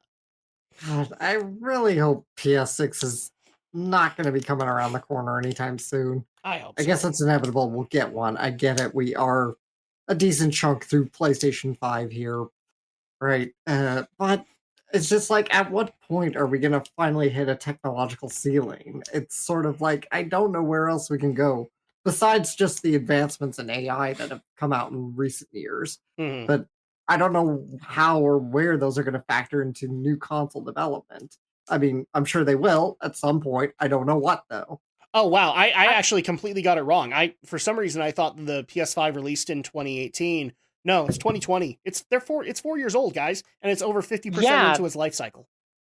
Yeah, that's what's super concerning. And I'm gonna even mirror what Alex is saying about technology. When I first got my PlayStation 5, the first game I bought was Final Fantasy VII Remake, because I never got to see the ending of it, because wow, we're really bringing up my ex a lot today.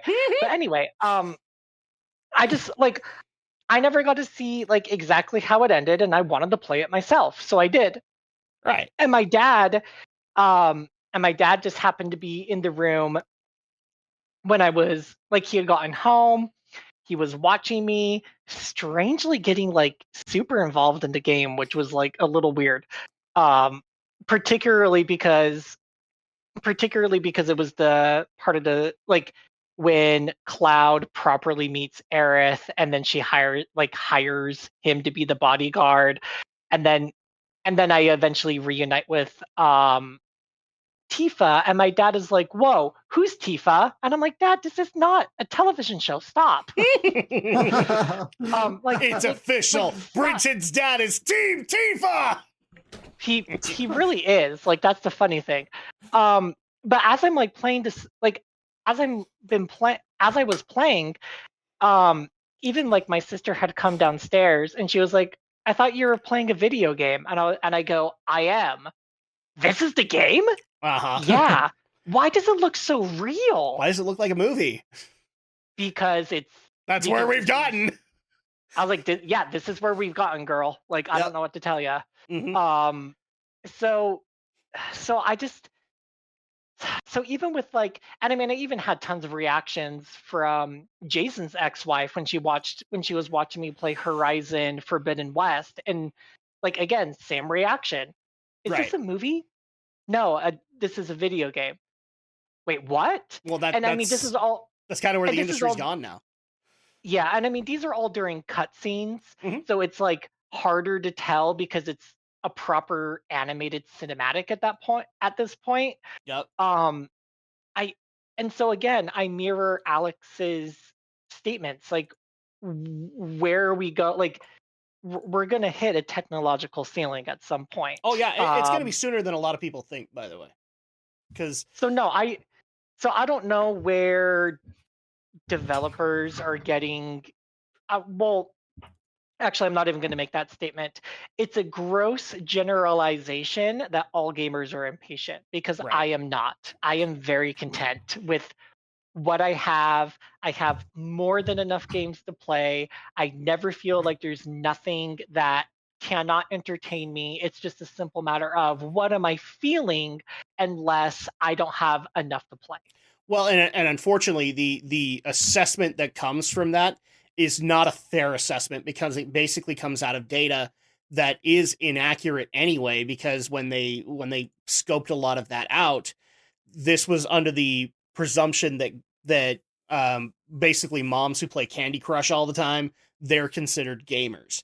And I would argue that is not the case at all. Like, yeah, there has to be a distinction. And also, when you're saying based on impatience, you're also talking about a lot of kids who play nothing but Fortnite. So of course kids are going to be impatient. You haven't learned the benefits of delayed gratification yet, which most gamers that grew up like I did and that you guys did, they've learned that because they've waited 7 years for the next Final Fantasy game. So being somebody who's like literally taking a class on assessments, like in how to do assessments this semester, right. Being able to like measure that, Mm-hmm. it would be very, very, very, very tricky, because the very first thing you would have to do is define like what exactly is a gamer. Mm-hmm. And in this world where people's identities can be so vast and diverse, but also at the same time um tricky in the sense of, like, using this example that you just gave, Adam, um children just solely playing Fortnite, Right. a gamer. Moms playing Candy Crush, gamer. That could all fall under the classifications of a gamer. However, does does the stay-at-home mom playing Candy Crush identify as a gamer? So trying to create a population group to then Right. produce accurate information would be very, very hard. It's Hence nigh on why impossible.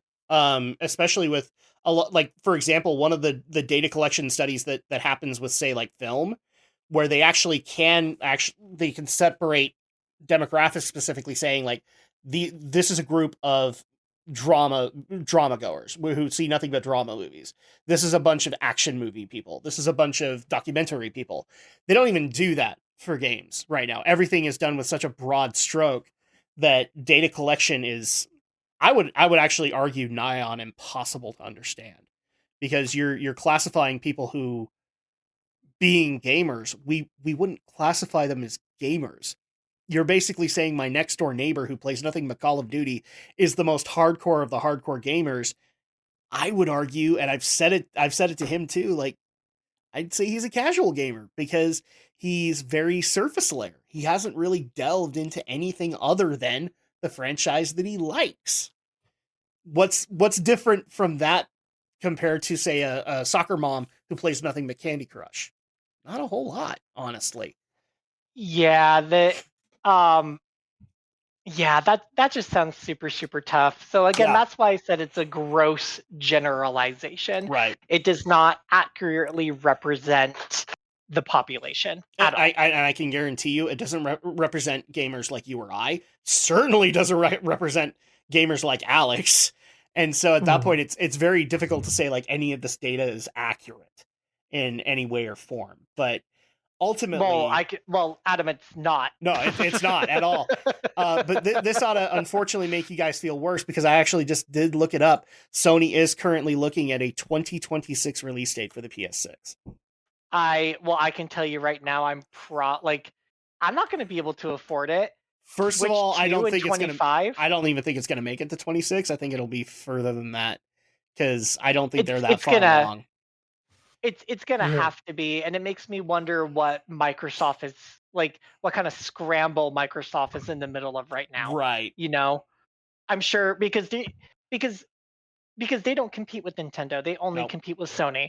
So if Sony is saying, "Oh, we're, predicting 2026," I can then, Phil Spencer is probably like, "Well, what's the next Xbox? Come on, people, we gotta have one out at the same time." And it's like, and what's funny is that during this month we actually got a lot of.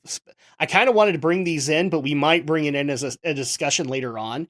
A lot of people question whether or not Xbox should even be in the console business anymore, because a lot of the things that they've been doing over the last few years cater more towards a digital marketplace than a physical one.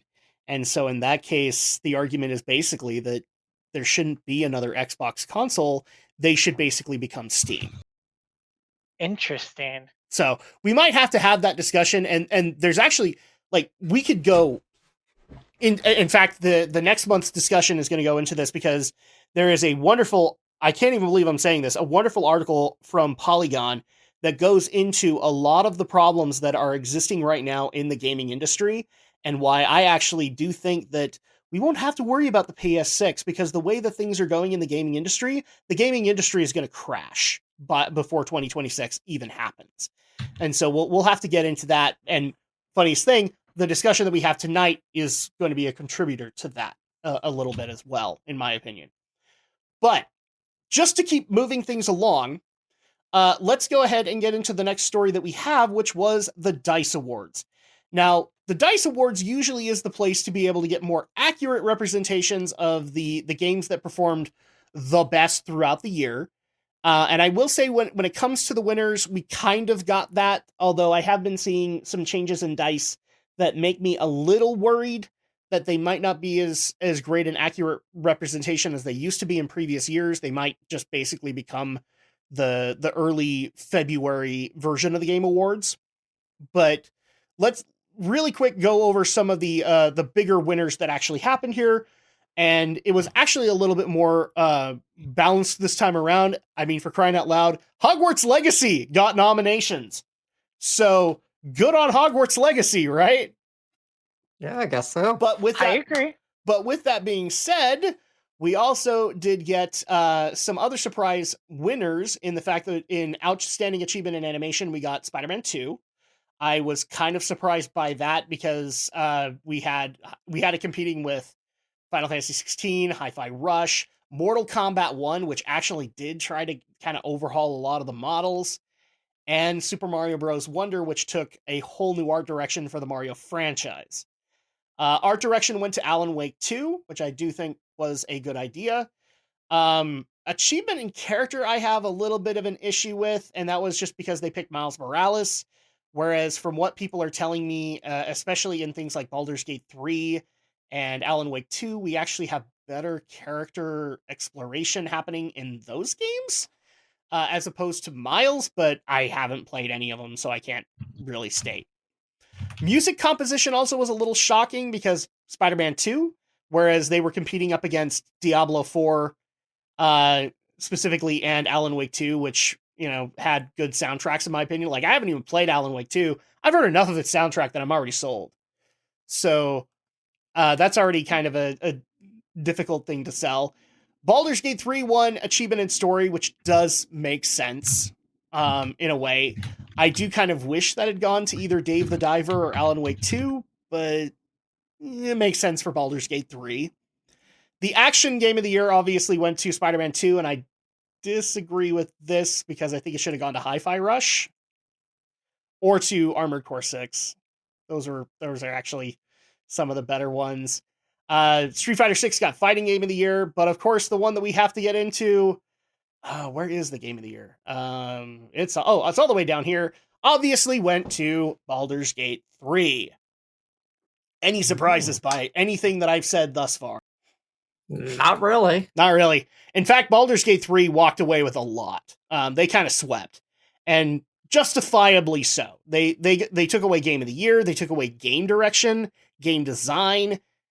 It's kind of hard not to give it to, like, I know that we have things like Tears of the Kingdom competing against it, but I find it difficult to argue against Baldur's Gate 3 because it was basically an accurate representation of taking D&D 5th edition and putting it into a video game, which previous Baldur's Gates have done at least somewhat of an adaptation of the current D&D version, but they still have to put in their own rules.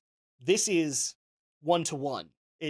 It's not like completely 5th edition. They had to put in limits.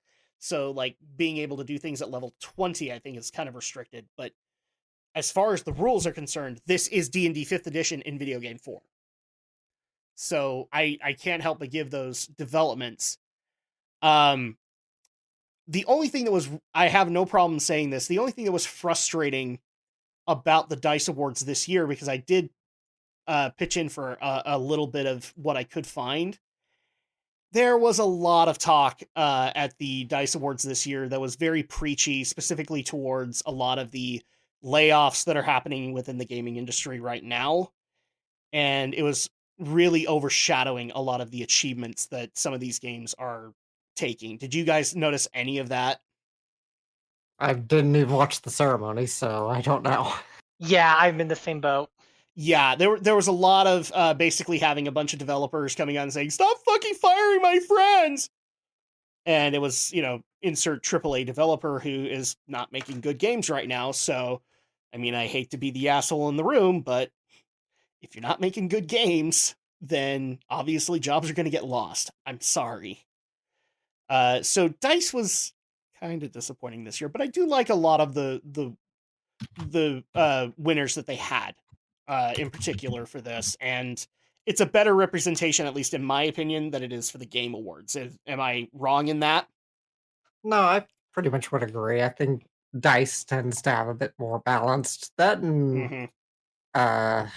I can't remember what the whole acronym actually stands for, but Navigator I think is also a pretty good award compared to the Game Awards because I think Yep. they have a much broader coverage across Well, a and lot of facets of the industry. more importantly, what I do like is that, with the Game Awards, they try to selectively put indie games and AAA games outside of each other's categories, and DICE does Mhm. not care.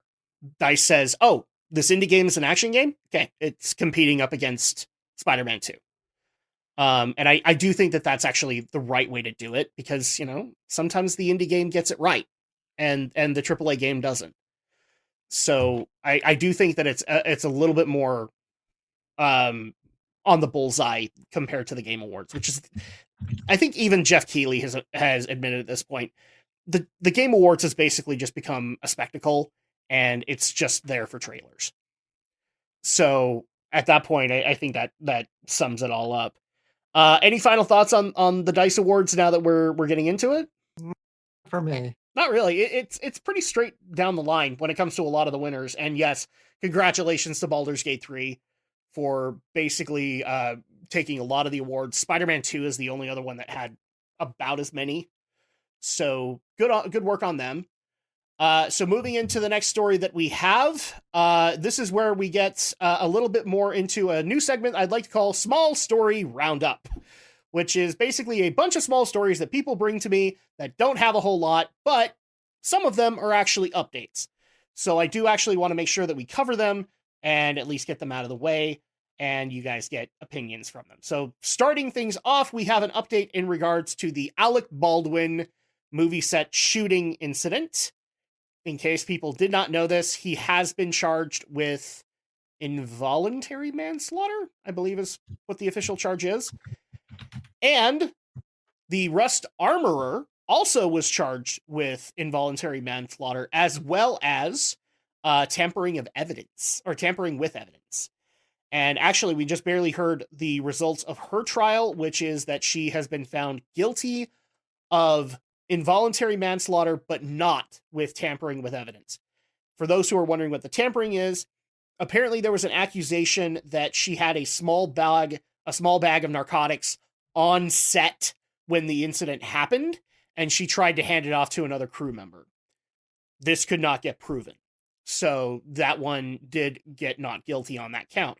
However, involuntary manslaughter, she did get declared guilty for in regards to the murder of cinematographer Helena Hutchins. A lot of people have started to speculate that this is basically writing on the wall for Alec, and I don't know if I agree on the matter. I think, in all honesty, he's probably cut a deal at this point. But that's me. What's your take on it, Alex, now that we know that at least the armorer, and also they did reference this, that another crew member has since been charged and been found guilty in regards to the incident, but they basically kind of handed over Hannah Gutierrez Reed, the armorer, in regards to that. Yeah, I'm not too surprised. After all, she's the armorer, so she would certainly bear the most responsibility, Right. in terms of maintaining the firearms safety. Right, it is going to go down the chain of command here. And we also did find out she was like the granddaughter of a really well-known armorer in Hollywood. So that obviously affects that family name as well as her own personal reputation. Not good. Yeah, I can't speak. I don't think as of yet, right now, Baldwin is facing any criminal charges. I mean, besides the ones that had previously been laid out, but I think were subsequently dropped. God, I forgot. Yeah, a lot of he details hasn't of this received case. all of his charges yet, but we did hear in January that he did get the involuntary manslaughter charge along with everybody else. So I know he's still facing down the barrel of a civil lawsuit right now, and that's going to be a little bit different because is that the one with the this, husband? Because I thought that got settled.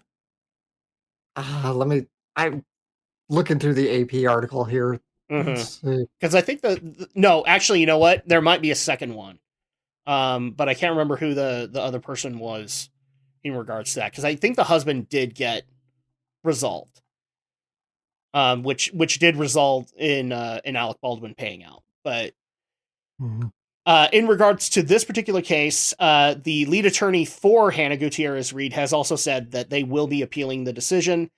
Or the conviction, which the current penalty for involuntary manslaughter for her would be 18 months in prison, up to 18 months in prison, as well as a $5,000 fine. And yeah, I kind of want to see her do the full 18 months. This was an accident that could very much have been avoided. Yeah, without a doubt. Yeah. Sounds like it. I'm still looking to see. But anyway, well, if Baldwin... Okay, yeah, it looks like Baldwin has been charged, you're right, with the involuntary manslaughter. He's pled not guilty, so it sounds like that means he will go to trial. Yep. What his chances are in terms of in the criminal case, I can't say. I'm not a legal expert. I don't know criminal law. I'm not an attorney, so don't take anything what I'm saying. No. In terms of if he is facing any further civil litigation, any civil cases, then again, I don't know for sure, but I can say in the case of a civil trial, much lower burden of proof has to be met, right? Criminal, it's reasonable doubt. Civil is preponderance of evidence. So we'll see what happens if and when things go to court and how things do play out for Baldwin. I will say this in regards to the update for us. We did speculate that the armorer would go on trial first. If Alec was going to get anything, he would probably be the very last, because of how high profile it would be. So this is not surprising to me that the armorer would go up first. And I also did notice that this isn't in the AP article, but already Alec is doing everything he can to badmouth Hannah Gutierrez Reed in regards to this. Yeah, because he's about to, he's got a trial coming, so that's why he's doing it.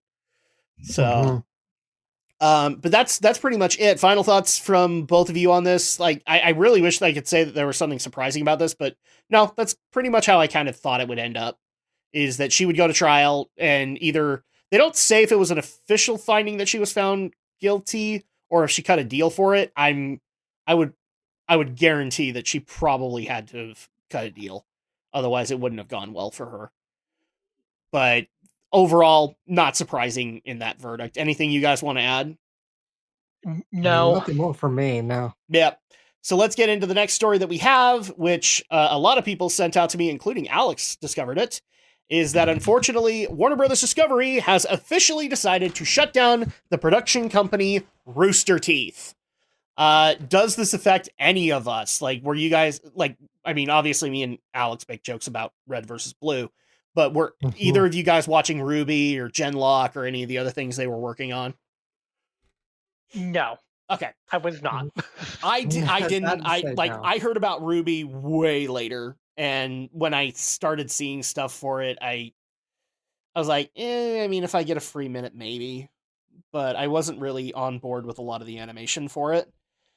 I will say this is an update because we did talk about, a lot of the strife that had hit RoosterTeeth over the last few years, specifically having to admit that they had a very toxic work environment and that not a whole lot had been done. And then we found out that the three lead, not the creator of RoosterTeeth, but the three major content creators for RoosterTeeth had since walked away from it. So we knew, like, at that point, I remember speculating that the writing was on the wall, that it wasn't going to last much longer after that. And turns out I was right. They didn't last very much longer after that. The only thing that makes me sad is that there's, Rooster Teeth absorbed a lot of smaller YouTube channels in order to be able to accommodate them being a bigger producer now. And now a lot of that is going to get lost because of that.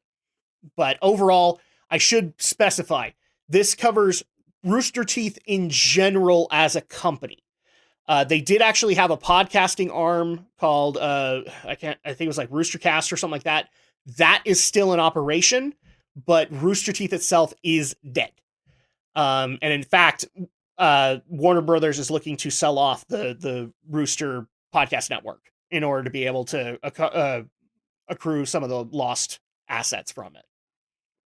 So thoughts on this one, Alex? And it is kind of a bummer. I mean, Right. it's not like I was a strong follower of Rooster Teeth. Yeah, I casually watched some Red versus Blue here and there, but I think it is kind of a bummer because, it's just kind of another It's one of those old internet legacy media kind of going away. Yeah, it's one of those times where I kind of wish that I can't ever remember his name, but the creator of Red versus Blue, if he hadn't tragically passed away, like, how would he feel about the current day Rooster Teeth? Would he still be working at the current day Rooster Teeth, or would he have gone off and done his own thing? And I still would love to be able to get that answered, but we won't know. One thing I did find funny out of this is, for those who don't know, one of the absorbed channels or companies that Rooster Teeth acquired was one that I loved, which was Screw Attack. And it just so happens that in light of the shutdown announcement, Craig Skismas, who owned Screw Attack and sold it to Full Screen, who then Rooster Teeth bought, has since come out and basically said he wants to buy Screw Attack, the Screw Attack property from Warner Brothers, in light of all of these announcements. And the main reason being is that he just wants to have the access to the Screw Attack name again. And basically, he doesn't want to try and reboot it or anything like that, but he wanted to try and take all of the archived video content that he has for Screw Attack and put it up again. And just allow for Screw Attack to just be this museum of what that website used to be.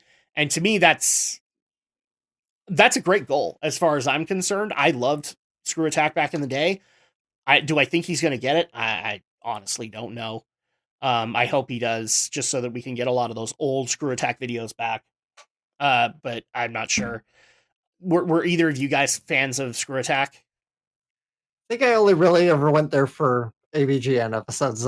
Yeah, because he had the deal, like him and Craig and James worked really well together. So at that point, yeah, he actually, what's funny is they met on game trailers and then just decided to work together from there. So that was an interesting thing, and they've stayed friends since then. But I hope he gets it. I honest to God hope he does, just so that he was the guy who created Screw Attack. So at that point, it does not feel right for his company to just go rotting in a vault somewhere. Much like how, like Monkey Island and stuff like that rots in a Disney vault. So I hope he does get it. Final thoughts on this one, Brinton, at all? Have any? Okay. So then we can get into the next story that actually also involves Warner Brothers, specifically Warner Brothers Games. And I don't know if you guys have heard this. I did a video on it specifically, but Suicide Squad Kill the Justice League didn't do well in the slightest. And no, sir. No, it did not. And I still get comments on that video just telling me, "Oh yeah, you have no idea how bad it was." And that's from people who did like the early access for it, which, by the way, how you feeling about that decision to take a game like that into early access, Warner Brothers, huh? So the failed Rockstar venture, apparently it's not affecting Warner Brothers that much because they are still going to be pushing for a games as a live service model with future projects. Specifically, the people who are saying this is the CEO and president of streaming and games, JB Peretz, who is basically saying that from here on in, what his basic argument is that, Hogwarts Legacy, they did not expect to be as good a reception as they thought it, or that it ultimately ended up being. However, the fact that Suicide Squad ended up being a disappointment, well, that was a bit of a shocker to them. And so they're basically just going to keep going in the live service format and basically treat it like throwing a bunch of spaghetti noodles on a wall and hoping it sticks. I am summing up his interview in a nutshell. That's basically what he's saying the entire time in this. Is, Yikes. wow, well, we didn't expect Hogwarts Legacy to do well, but then we expected Suicide Squad to do well. Oh, God. So, Warner Brothers is going to lose a bunch more money. How do we feel about that? That's your own damn fault, but you Yeah, still can't learn the right that- lessons. That's Yep. on them. At that point, I'm just laughing because Warner Brothers, WB Games, you could have kept NetherRealm, and at least Ed Boon would have looked at what you're doing with Rocksteady and went, yeah, that's a stupid idea. Why don't you give Rocksteady to us? We'll have them make really cool Mortal Kombat games. And no, they decided to let go of NetherRealm because they didn't have their shit together. Even I got to admit, I'm not a fan of Mortal Kombat 1, but Mortal Kombat 1 is doing well. So it sucks to be you, WB Games. I know somebody's going to give me such shit. Just like, you're not a real fighting game fan. You're not even playing Mortal Kombat 1. Nope. I guess that's another card from my deck I have to give, isn't it, Brinton? Well, shit, Adam. Maybe if I go get that Raid Shadow Legends clone of Mortal Kombat 1 that's on mobile right now, maybe that would redeem me. Would that redeem me? Yay! I saw that. I ought to go dig out that trailer. I looked at it and I'm like, oh, so it's Mortal Kombat going into Raid Shadow Legends. Huh. I wonder if we're going to see advertisements on YouTube as prevalent as we do for Raid Shadow Legends. I swear, every gaming video I go to these days has at least one Raid Shadow Legends sponsorship. Oh, yeah. Not even See just it all the gaming time. videos. I see it across a lot of different channels. Oh, absolutely. Like I've seen people like I follow Ricada Law for a lot of legal coverage. He got a Raid Shadow Legends sponsorship. He did. A lawyer got it. Like, good lord, man. Wow. And he actually hits. The worst part about that is, I guess, with Raid, with the sponsorship, you have to hit milestones, and he hit his like pretty much all of his milestones pretty early on in the sponsorship. And he did not do anything to advertise that game. Just people kept on using his code to get Raid Shadow Legends. The dumbest thing ever. That I'm at a loss for words. I mean, I have to clap. You know, like golf clap, dude. You did it right. You were successful. So there really isn't a whole lot to add into here. So we can probably move on from this. WB Games, you can continue to be idiots, I guess, and continue to have fun with that.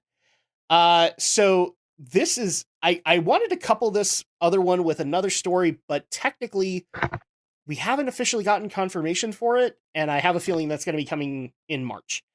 So we have a follow-up in regards to the Crunchyroll situation in the fact that Funimation will be shutting down in April. And if people remember, here's hoping you didn't get digital copies of any of the Funimation properties because you would lose that. Thankfully, Alex, being a very kind anime fan that tries to help people out, right, Alex? Yes, yeah. Until you say something bad about Dot Hack, and then he doesn't give a fuck about you. Then you're dead to me. Yeah, then you're dead to me. Oh my god. Crunchyroll has been in damage control ever since this announcement came out. So much so that they're not only, I believe this is not with the CEO in the interview that we're reading, but the CEO has also come out and basically said that they are going to be looking for ways to be able to compensate for the lost digital copies that people are going to be losing with the Funimation merge. So at that point, because I don't think this interview that you have is with the CEO himself, is it?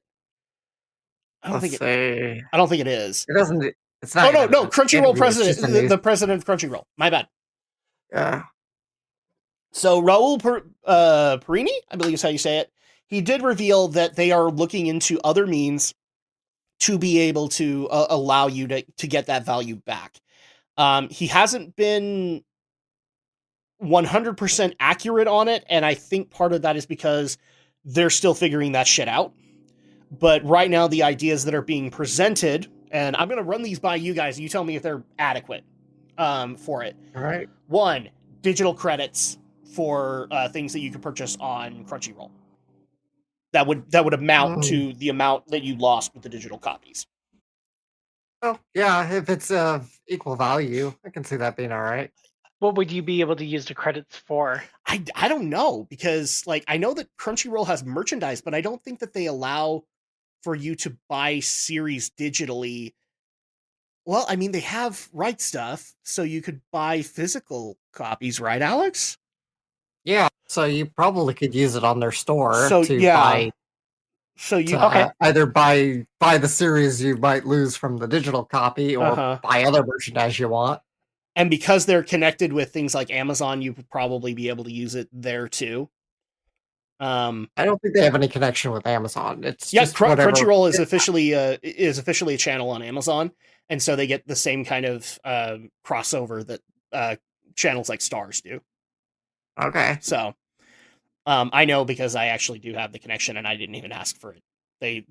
The thing literally, I got into my Prime Video app one day, and it's just like, we saw you have Crunchyroll. Would you like to add that to your channel list? I'm like, sure, why not?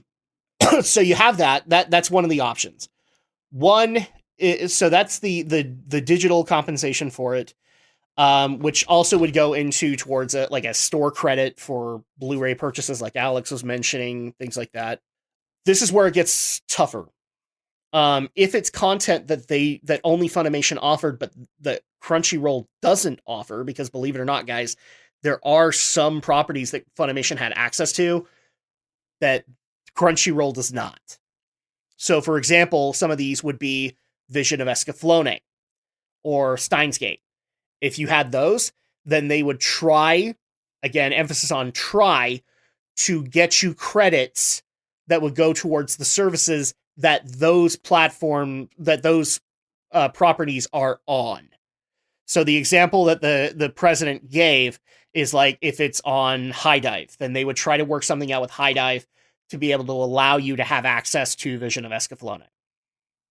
Not permanent, but maybe like in the form of a store credit, so that you could get Vision of Escaflowne via High Dive. I think that's right. I personally think that's a great idea. I don't think he's going to get it. Am I wrong? I think you'll get the credit at least, I would assume. I don't know that, if something was just thinking about like maybe some of the old titles Crunchyroll would have had before the mergers and before the different acquisitions. Yes. Before things kind of went their different ways, right? See, that's the problem with a lot of this, is like all of these acquisitions just make it so much more complicated, so much more red tape. Yeah. Because there were definitely shows, I know, because I'm sure I've watched a handful, that were on Crunchyroll back in the day, but are now owned, or not owned, but licensed by Sentai Filmworks, and Sentai Filmworks is now exclusively with High Dive. Mm-hmm. So, yeah, you probably won't get a lot of cross-licensing. You probably won't get a lot of like cross-licensing acquisitions or titles that you might lose from that, but yes, I guess at the very least you're gonna get a store credit, so something like you can probably still buy something that you do want. The next thing that they offered is, so like I said, there are properties like Vision of Escaflowne, Steins Gate, that are not going to be offered. Raul Perini would like to reach out to those companies to be able to allow for maybe a temporary allowance of those properties to be able to be brought to Crunchyroll, so that people can watch them, even if it's just for a limited time. That to me sounds like a band-aid. Doesn't really sound like a solid. I mean, Brinton, am I wrong about that?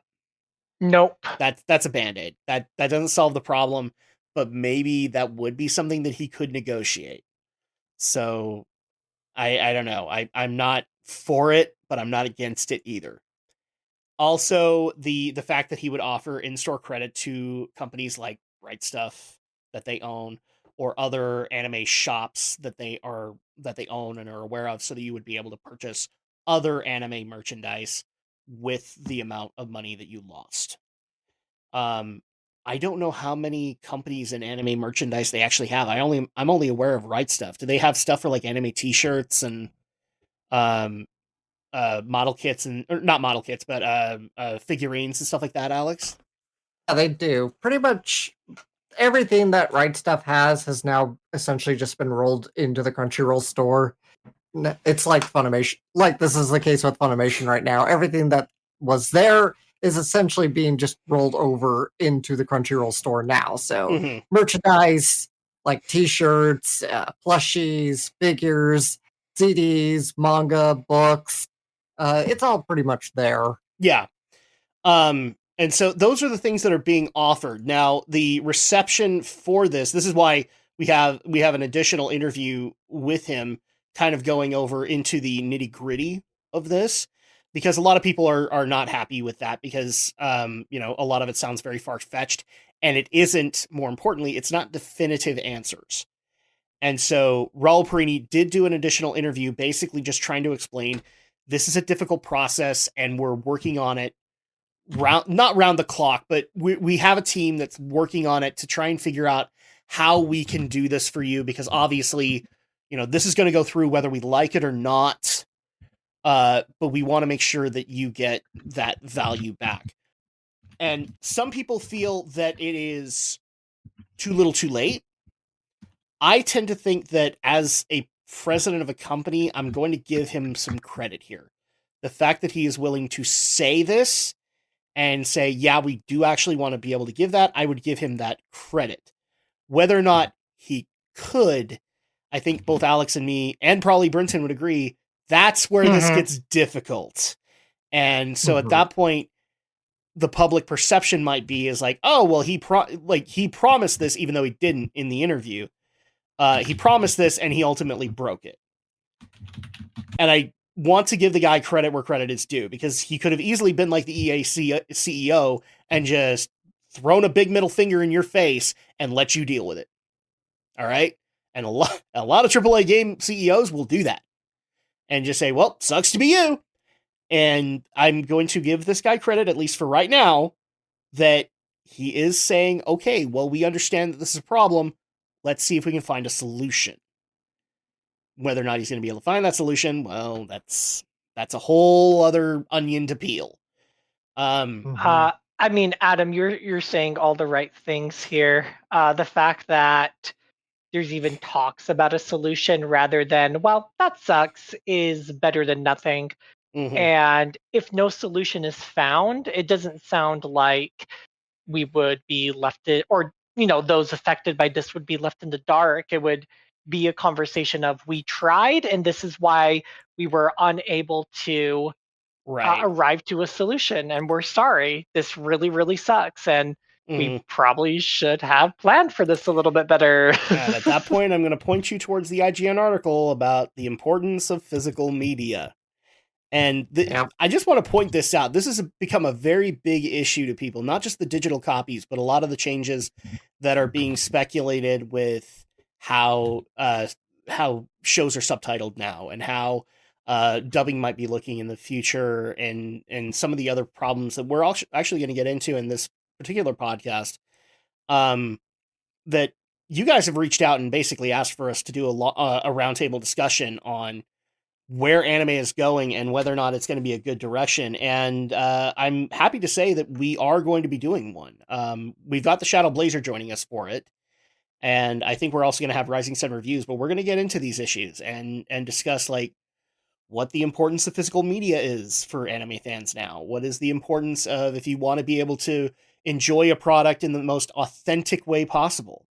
So you guys can look forward to that very soon when we get there. But I figure it's a good thing for us to be able to do this, because anime fans are going to have a rough year this year. That being said, let's go ahead and get into the next story that we have, which is once again in the anime world. And it's involving the anime adaptation, or at least the bringing over to the States adaptation of Lovely Complex. I can't even remember what it's actually called in Japan. It's Everybody Loves Tana-chan or something like that. But, and actually people might remember I did a GNRO minicast on this as well, because it is a complicated situation and it just deserves that extra coverage, especially with Alex the Shadow Blazer and Brinton being here. But for those who don't know, Lovely Complex is a 2007 anime that got brought into anime from being a manga in 2007, but never got brought to the States until recently, where Sound Cadence CEO Amberly Connors wanted to have her company, which is associated with Discotek Media, for them to acquire the rights to Lovely Complex and to adapt it. So much so, she reached out to one of her more reliable voice actresses to start working on that, specifically Marissa Lenti.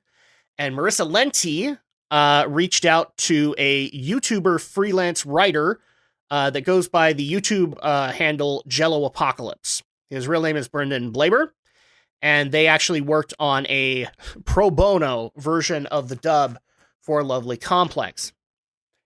And now this is turning out to have been not the best thing to have happened, because apparently they didn't like Lovely Complex, and they actually went out of their way in an article to state how much they didn't like it, and how the subtitle manipulation that they did for it made it better.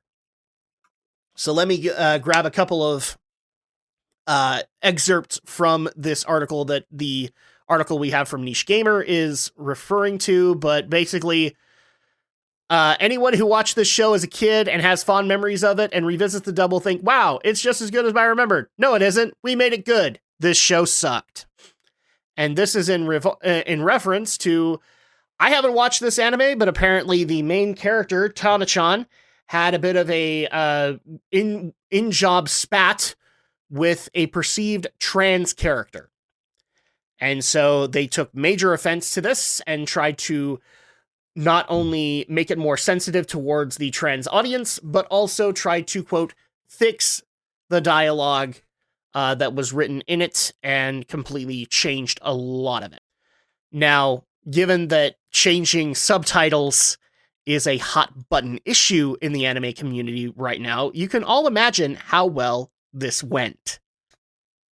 Spoiler, it didn't go over very well at all. And it actually blew up in Blaber's face because, like I said, he is a YouTuber, and immediately the backlash for it was not towards him, but towards Discotek Media for hiring him to do this job when obviously he wasn't dedicated to the project and thought the show sucked. Now, one of the updates that we do have is that one of the higher executives for Discotek basically came out and said, we are very disappointed in how this went, and we will not be working with Blaber in the future. And I know that a lot of people look at that as basically a PR answer, and ultimately could be that they would work with him in the future and just make sure that nobody ever knew about it.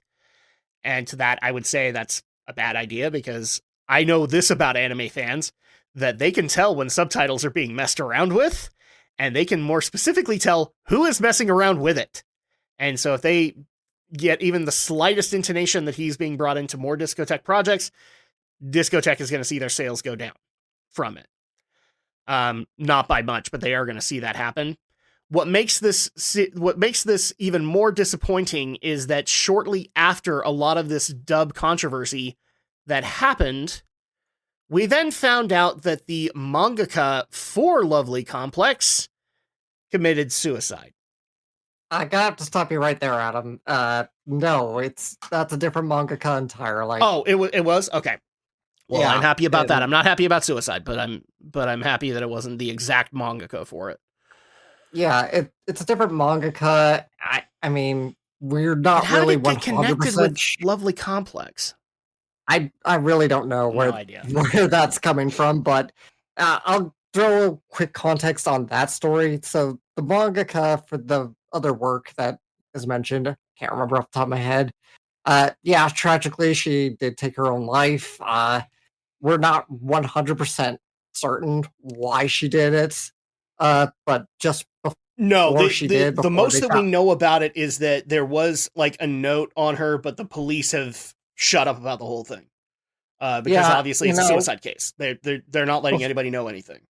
Yes, but before they found her body, before her death was confirmed in media and everything, she had been talking like on social media, I think, or on Twitter, X, or something. I can't exactly remember without pulling the articles up myself, but Twitter man that works.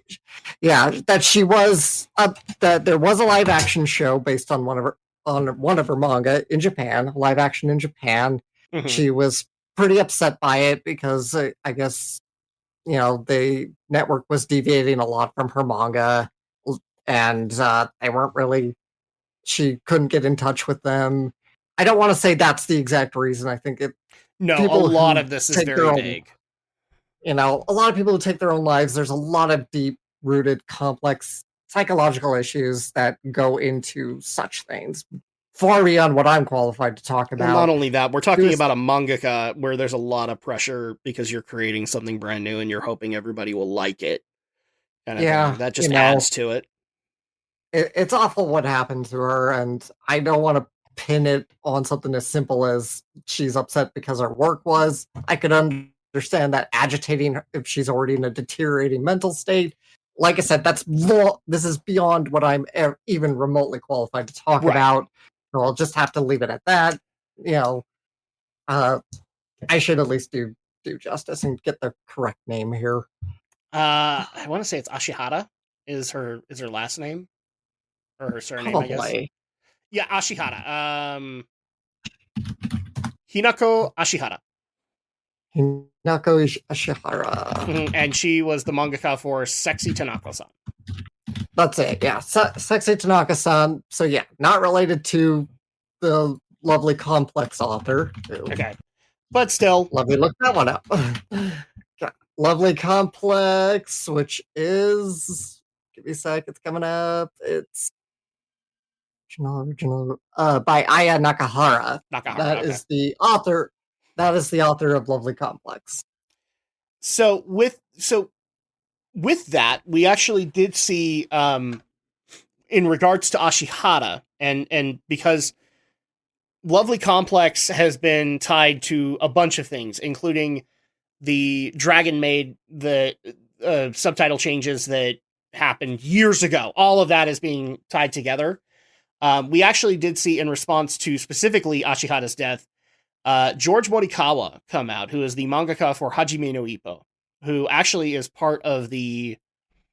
Oh, I can't remember what the organization is. It's in the article, but it's basically like a mangaka group that actually tries to get things going better in the industry for animators and mangaka overall.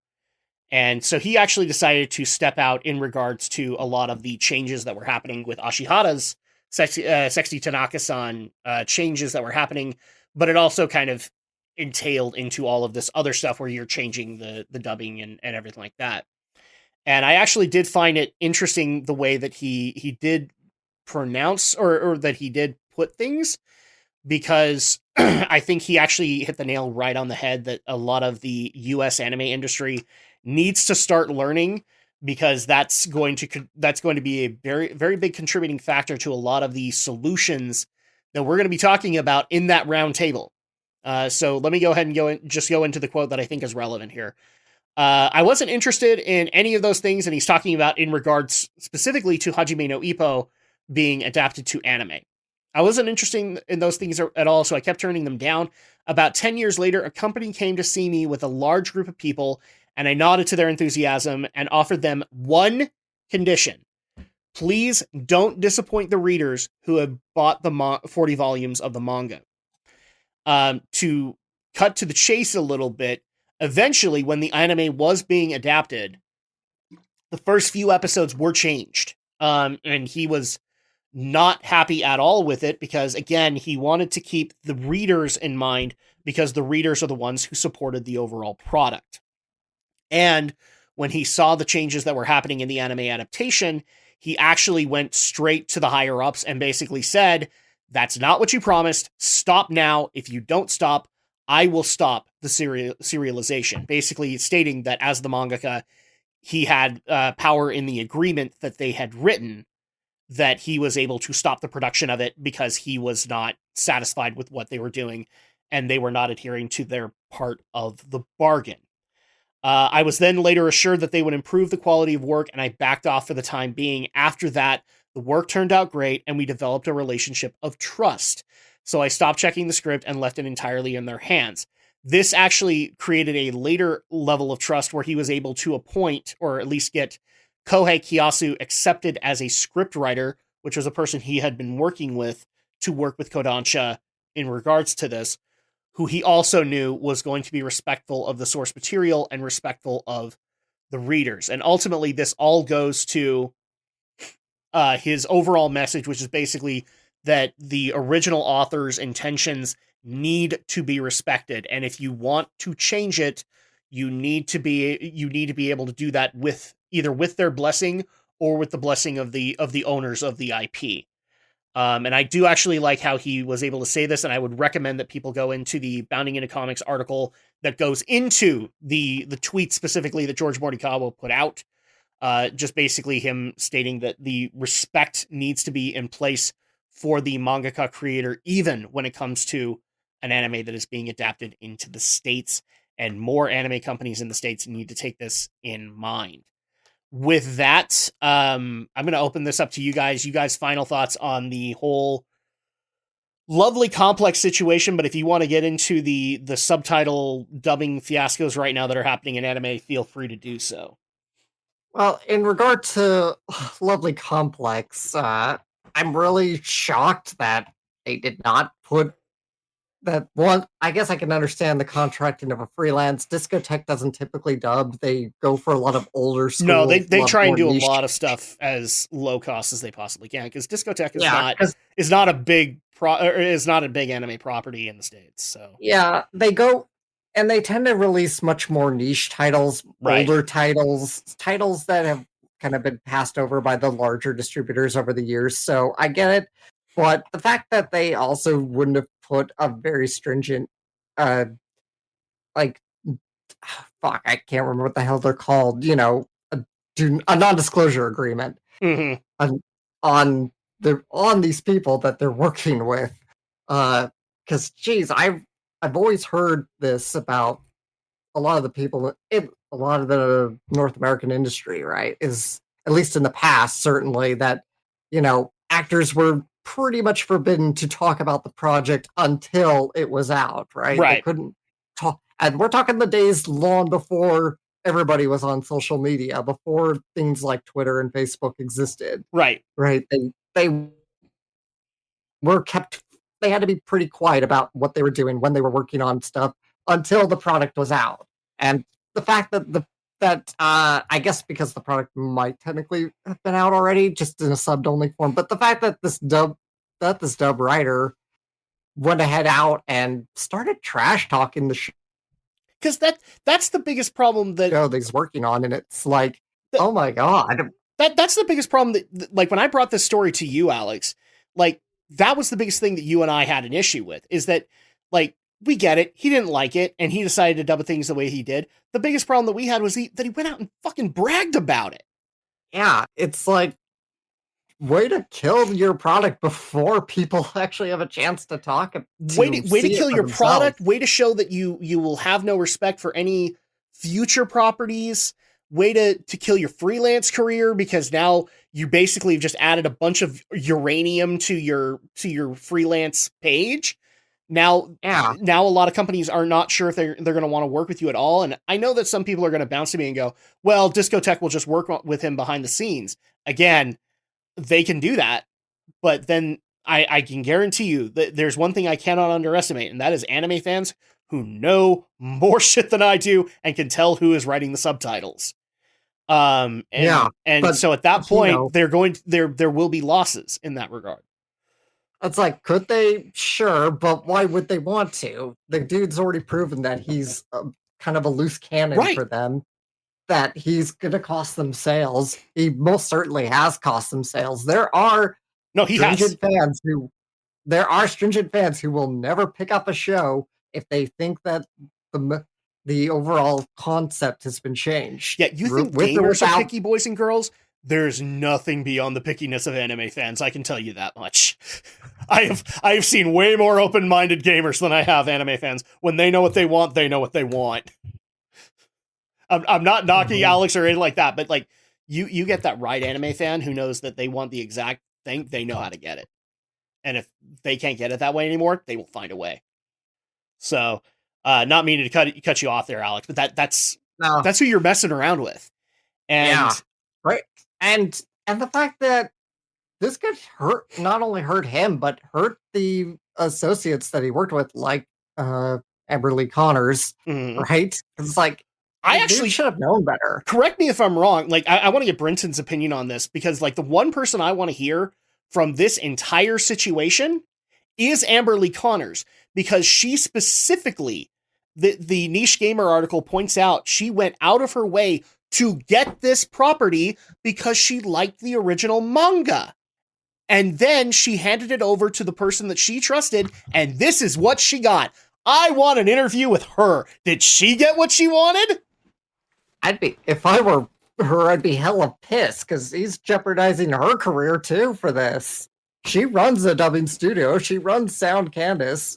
Right. And Sound Canvas does a lot of work for Crunchyroll. So, oh my God, I'd be freaking out right now, thinking, oh, am I going to lose so much business because of this asshole? Like, that's one of those things where I want to be a fly in the room when she watched what they did with the dubbing or with the subtitles and all that.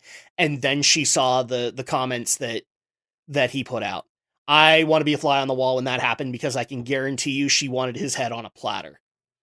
Because that's how anime fans are. Like, a lot of people say that gamers are like the most passionate fans in the world. No, they are. They can be very passionate, but I would argue very stringently that anime fans are way more passionate, especially when it comes to like their beloved franchises.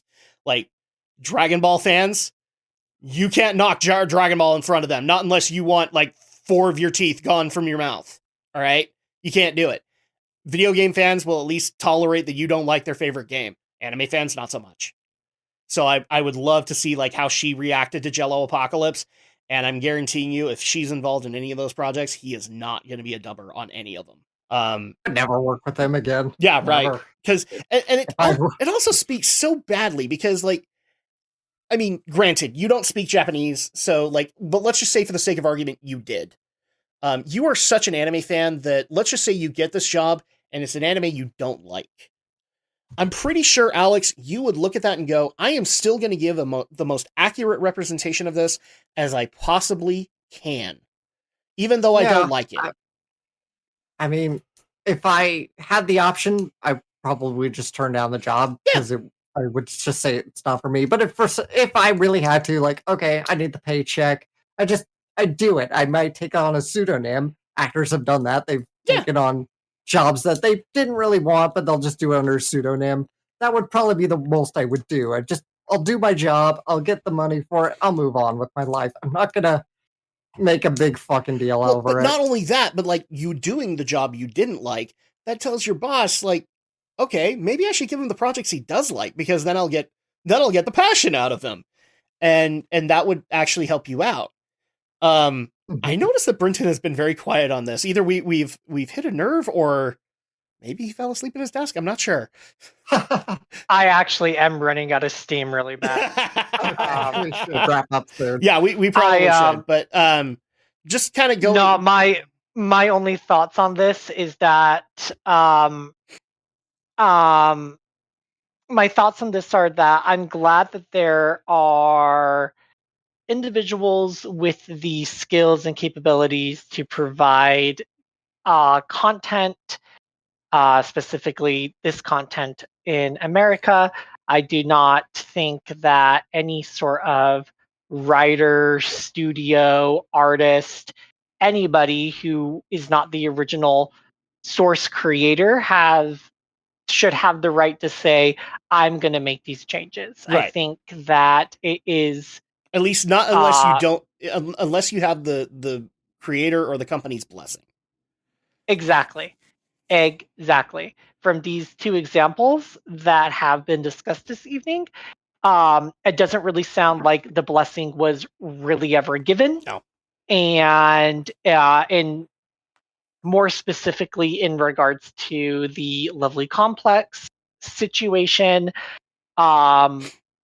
I feel bad for the people who are going to be negatively affected by this, and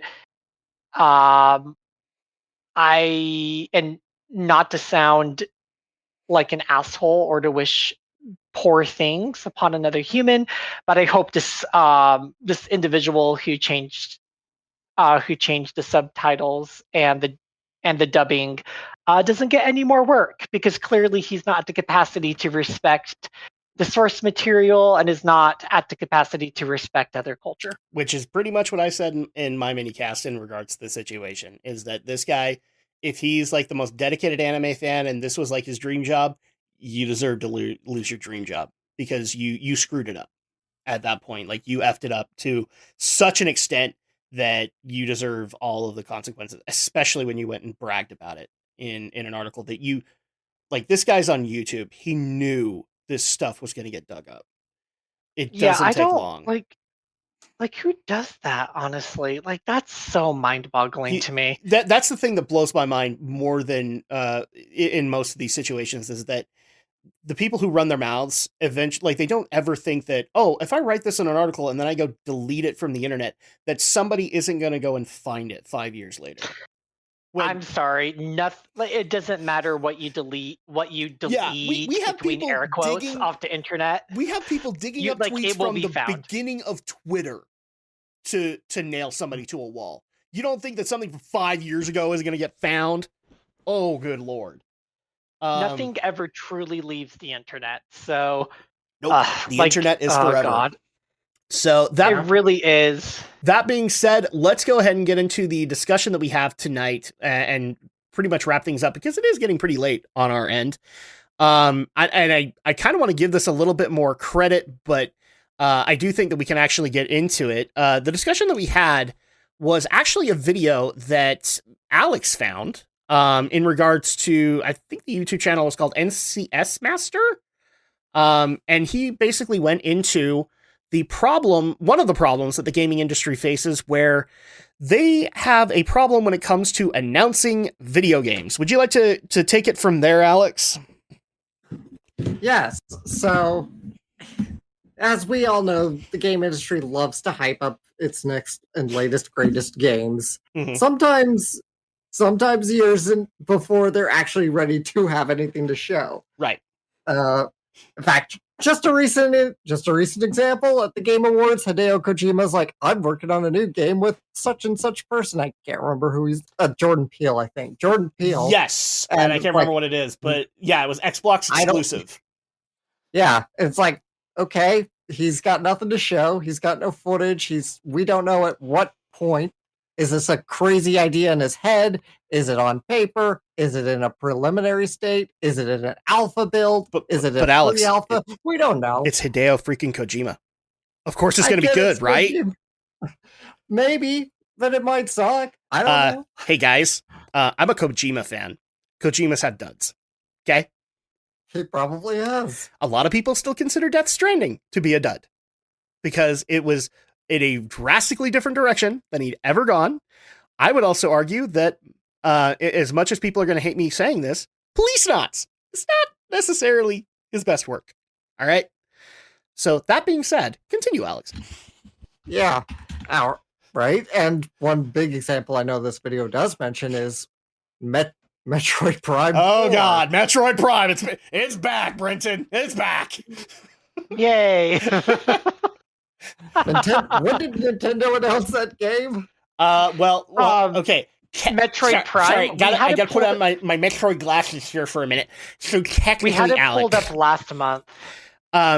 Technically, this game was announced way back in the 2010s, and then its development was halted, and it was given back over to Retro Studios. So, technically, it's not the same Metroid Prime 4 that you've been talking about. Yes, it is, people! It's still the same project from Nintendo, basically. Yes! It may have changed development hands once or twice, but it's still Nintendo's project. It's not like they're It's not like they're not calling it Metroid Prime 4 and calling it Metroid Prime, the Metroid Priming, okay? It's still Metroid Prime 4! It is, yeah. I mean, they announced that, but I remember the announcement. They announced it. All they had was a title. They Yes. didn't have any footage and nothing. And what happened after that? It's like, sorry guys, we're starting over again. And we to still couple have what nothing Alex for is it. saying, he's not blowing smoke. They were in very early concept. Like, we've had confirmation from Bandai Namco. They were in early concept design, where they had started up the concept design for a lot of it. They did not have gameplay. They did not have any of that stuff, and then it got dropped and moved over to retro. Okay, so for all the people that want to jump down his throat and say that's not how, no, I'm a Metroid fan. That's what they had. Shut up. Continue. Sorry. Sorry.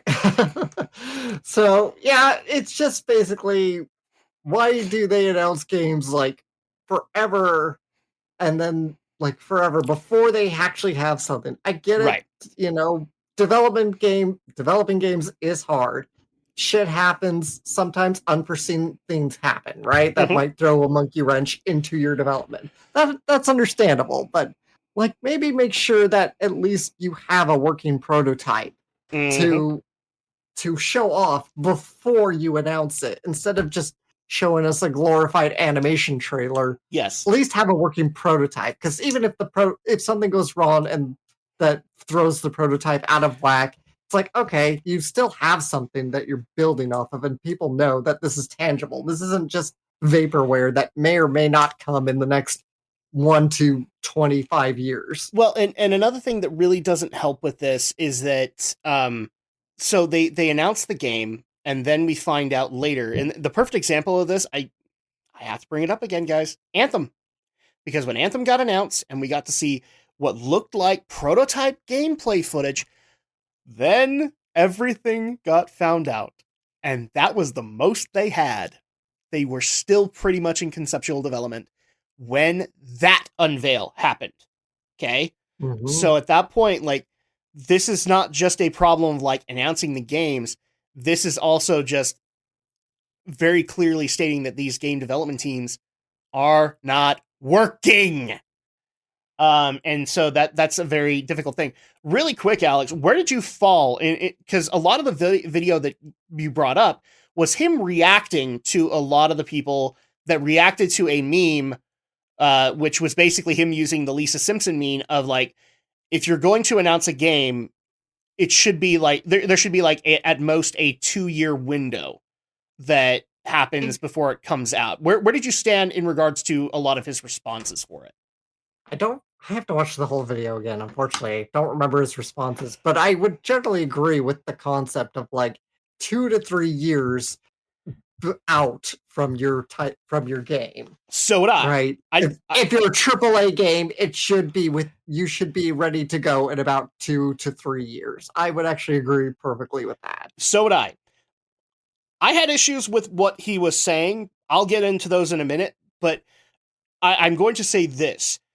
In concept, we agree. In execution, we have issues. Because I do think that he doesn't entirely understand what he's talking about, and he's yelling at people that probably have more understanding than I think he does. Brinton, were you able to watch this video at all?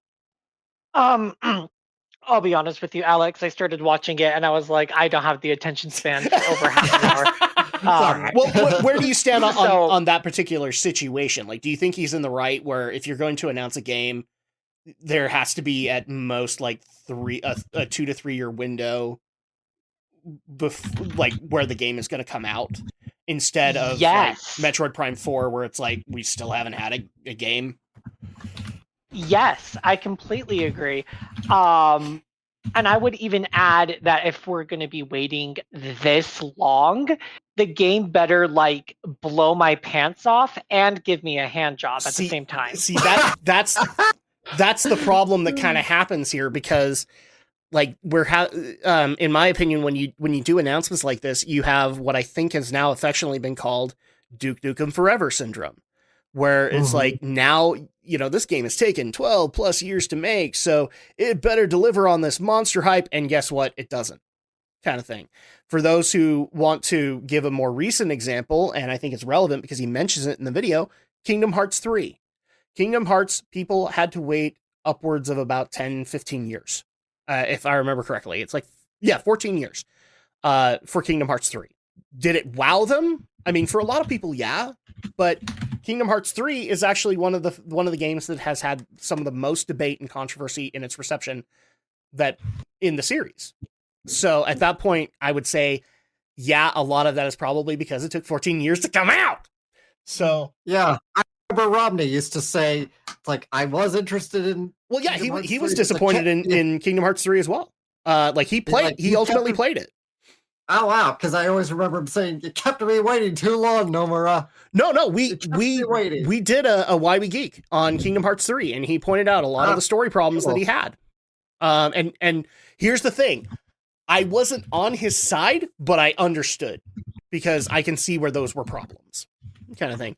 I remember specifically one of the things he hated, which I did too, was that, you know, they had 14 years to hype up the death of Xehanort, and Disney basically pulled a Disney and said, "Oh no, we don't kill our villains. We don't do that at all." And so the problem was that you had been hyping that for 6-7 games at that point, that Xehanort was going to die, and he didn't.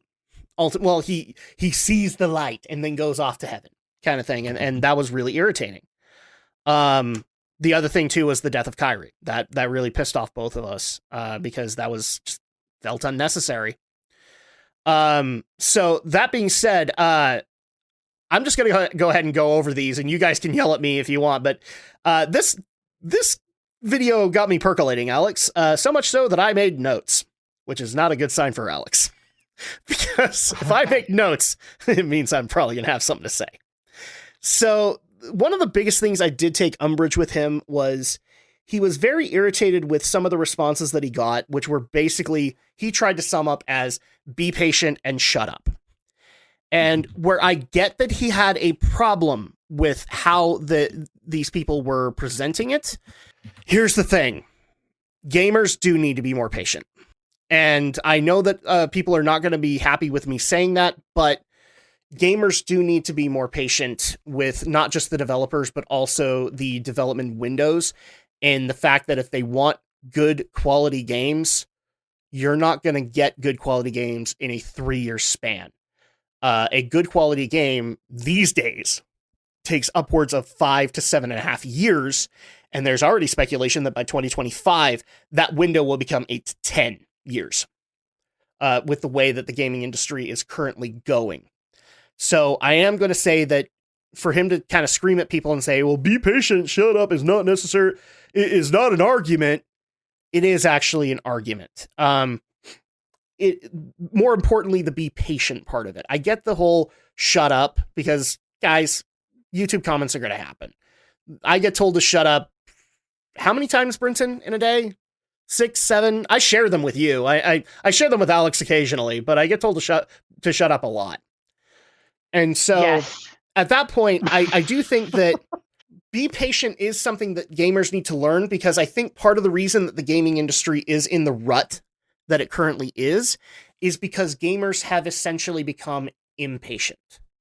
Because now you have, the Fortnite gamers like we were talking about earlier, who can't wait longer than maybe a 6 month to a year before a new release kind of deal. And that's shaped a lot of the gaming industry because they want to make sure to meet that demand. But if you want a good quality game, you're going to have to wait longer than that. I'm sorry. I know that you don't like hearing that, but we're veteran gamers, guys. We've waited upwards of 10 years for at least one game in our lives, right? Mm-hmm.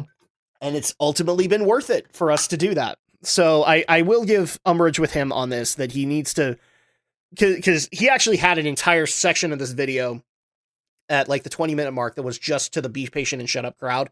And this is where I turned off the video, because I had lost my patience with him, because he really just needed to realize that, yes, patience is actually a problem and it does need to be solved within the gaming industry. My next one was, yes, you can announce a game and have it drop earlier than 2 years, because we do have examples of that happening. Let's give a Metroid example. Metroid Dread was announced and 6 months later came out. And it was awesome, and people think it's still one of the best Metroid games ever, but they kept quiet on it for the longest time until they knew it was ready. And then they announced it, and it turned out really well for them. But yeah, you can drop a game earlier than 2 years, because consumers are beginning to have a keener eye of when you put out trailers like that, I'm actually really proud of a lot of new gamers. They're starting to develop that keen eye to be able to tell how far along in development that game is.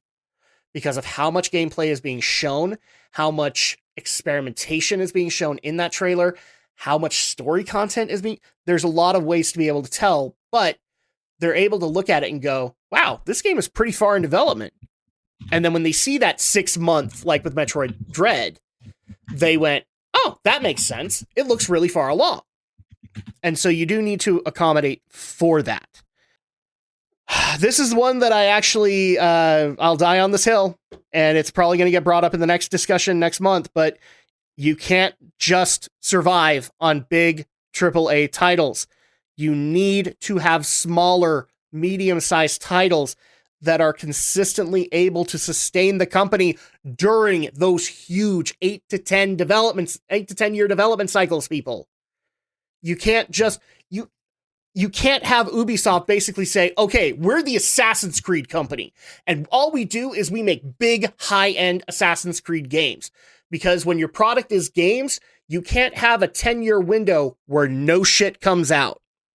There's no money being made whatsoever. You have to have other games there, and I'm tired of people bringing up, no, we need to have all we can ever make is the really big games. No. That's why companies like Naughty Dog were successful, because they were able to put out smaller, medium-sized games along with the big, ambitious undertakings like Last of Us. Because for Last of Us, you also had Uncharted. And like I said, I'm going to be going into this discussion next month too, because I do think the Polygon article hits it really well. Apparently, one of the complaints that he got was that the concept trailer that comes out, like when they reveal the title of Metroid Prime 4, is basically being used as a method to hire people for the project. I don't agree with this in the slightest. I do know that it exists. I know that the concept exists for people, but it's easily disproven because there's no factual foundation to that concept. Mainly because there are more reliable ways within the industry and within the programming world itself to find the people you need. You don't need the trailer to be able to get people to sign on board.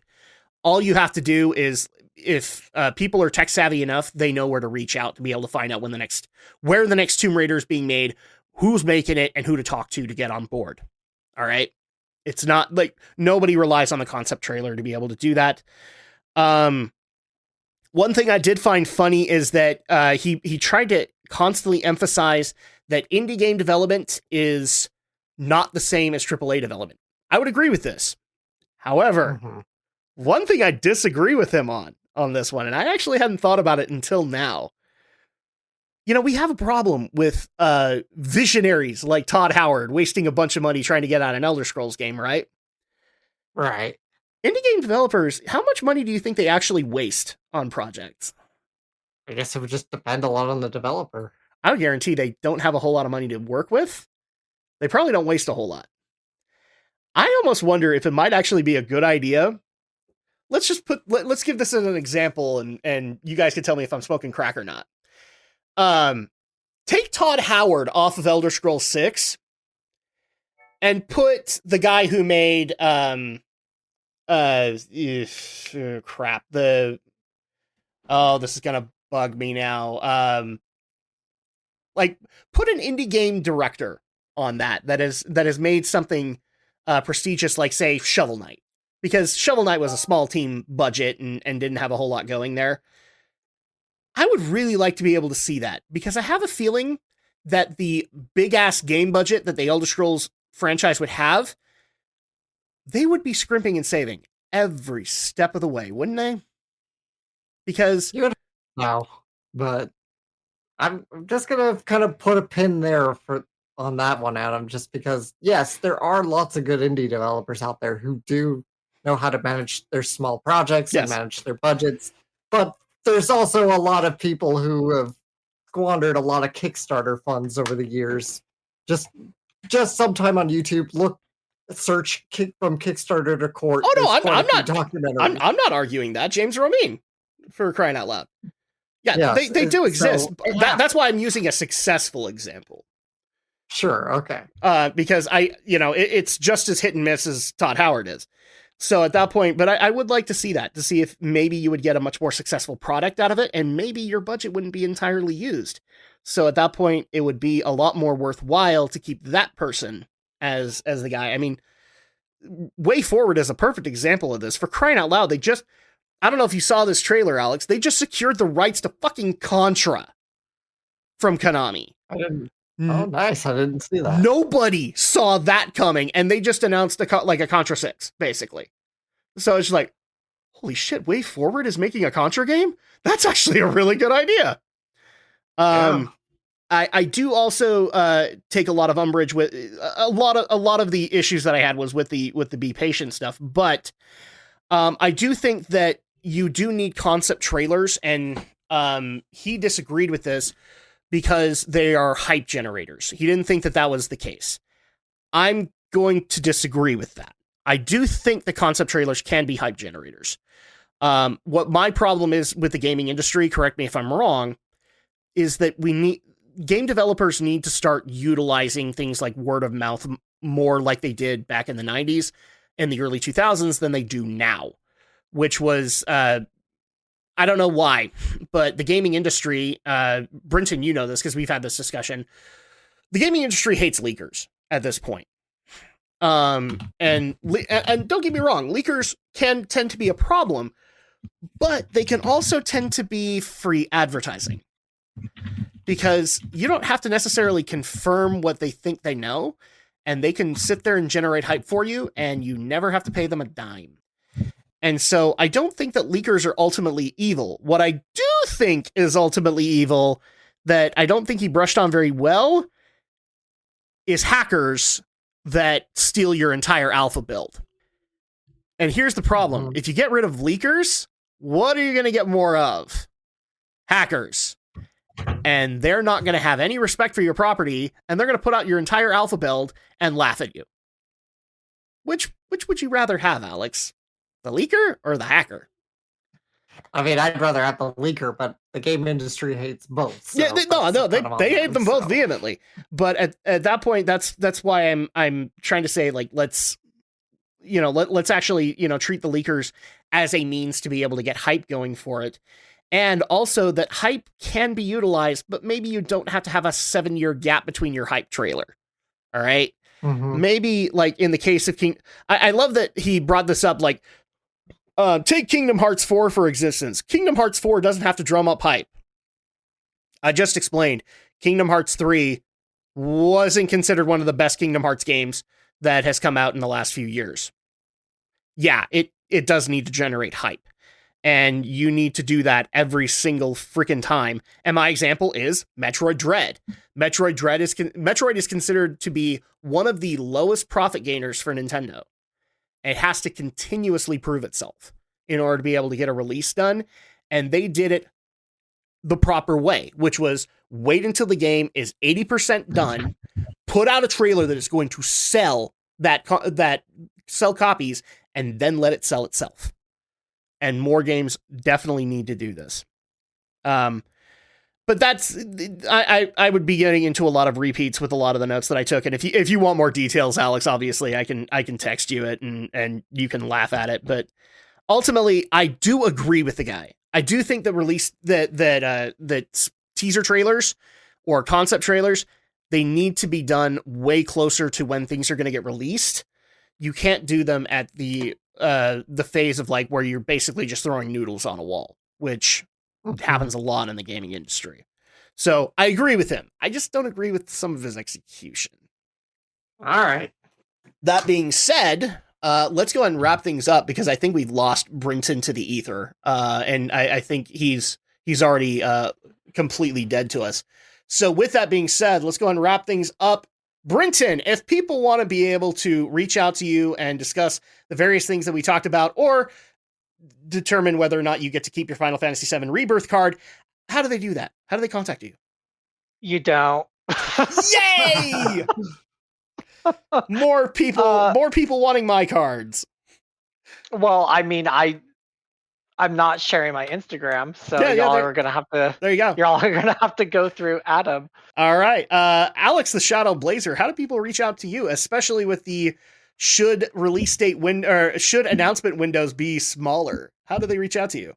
My answer is still yes, but yes, find me on YouTube, Shadow Blizzard 3000. That is my channel, but it is for anime content most of the time anyway. Mhm. So find me there. I did just put out a video a month ago about my thoughts about last year's anime that I'd watched. So look forward to my next one, which will probably be on Spy Classroom, unless I put it off because I want to read the books. We'll see. I think I'll just do it anyway. But anyway, find me there.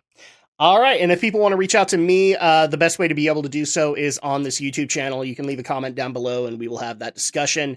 And you can also bring up the discussion that I have in regards to NCS Master. I'm debating whether or not to put this up as kind of a debate there. I really don't care at this point. I think he has the right intention. I just think he's going about it the wrong way. But if people want to go and continue to egg on that drama, you're more than welcome to do it. I'll just ignore you. That's how I usually do things. With that being said, you can also, if you're brand spanking new to the podcast, make sure to give a like to this video and subscribe. It definitely helps us out with the YouTube algorithm, as well as you can support us on Apple Podcasts, Google Podcasts, Amazon Podcasts, Player.fm, and of course, Spotify. And that's going to go ahead and do it for us. We have officially put February in the books.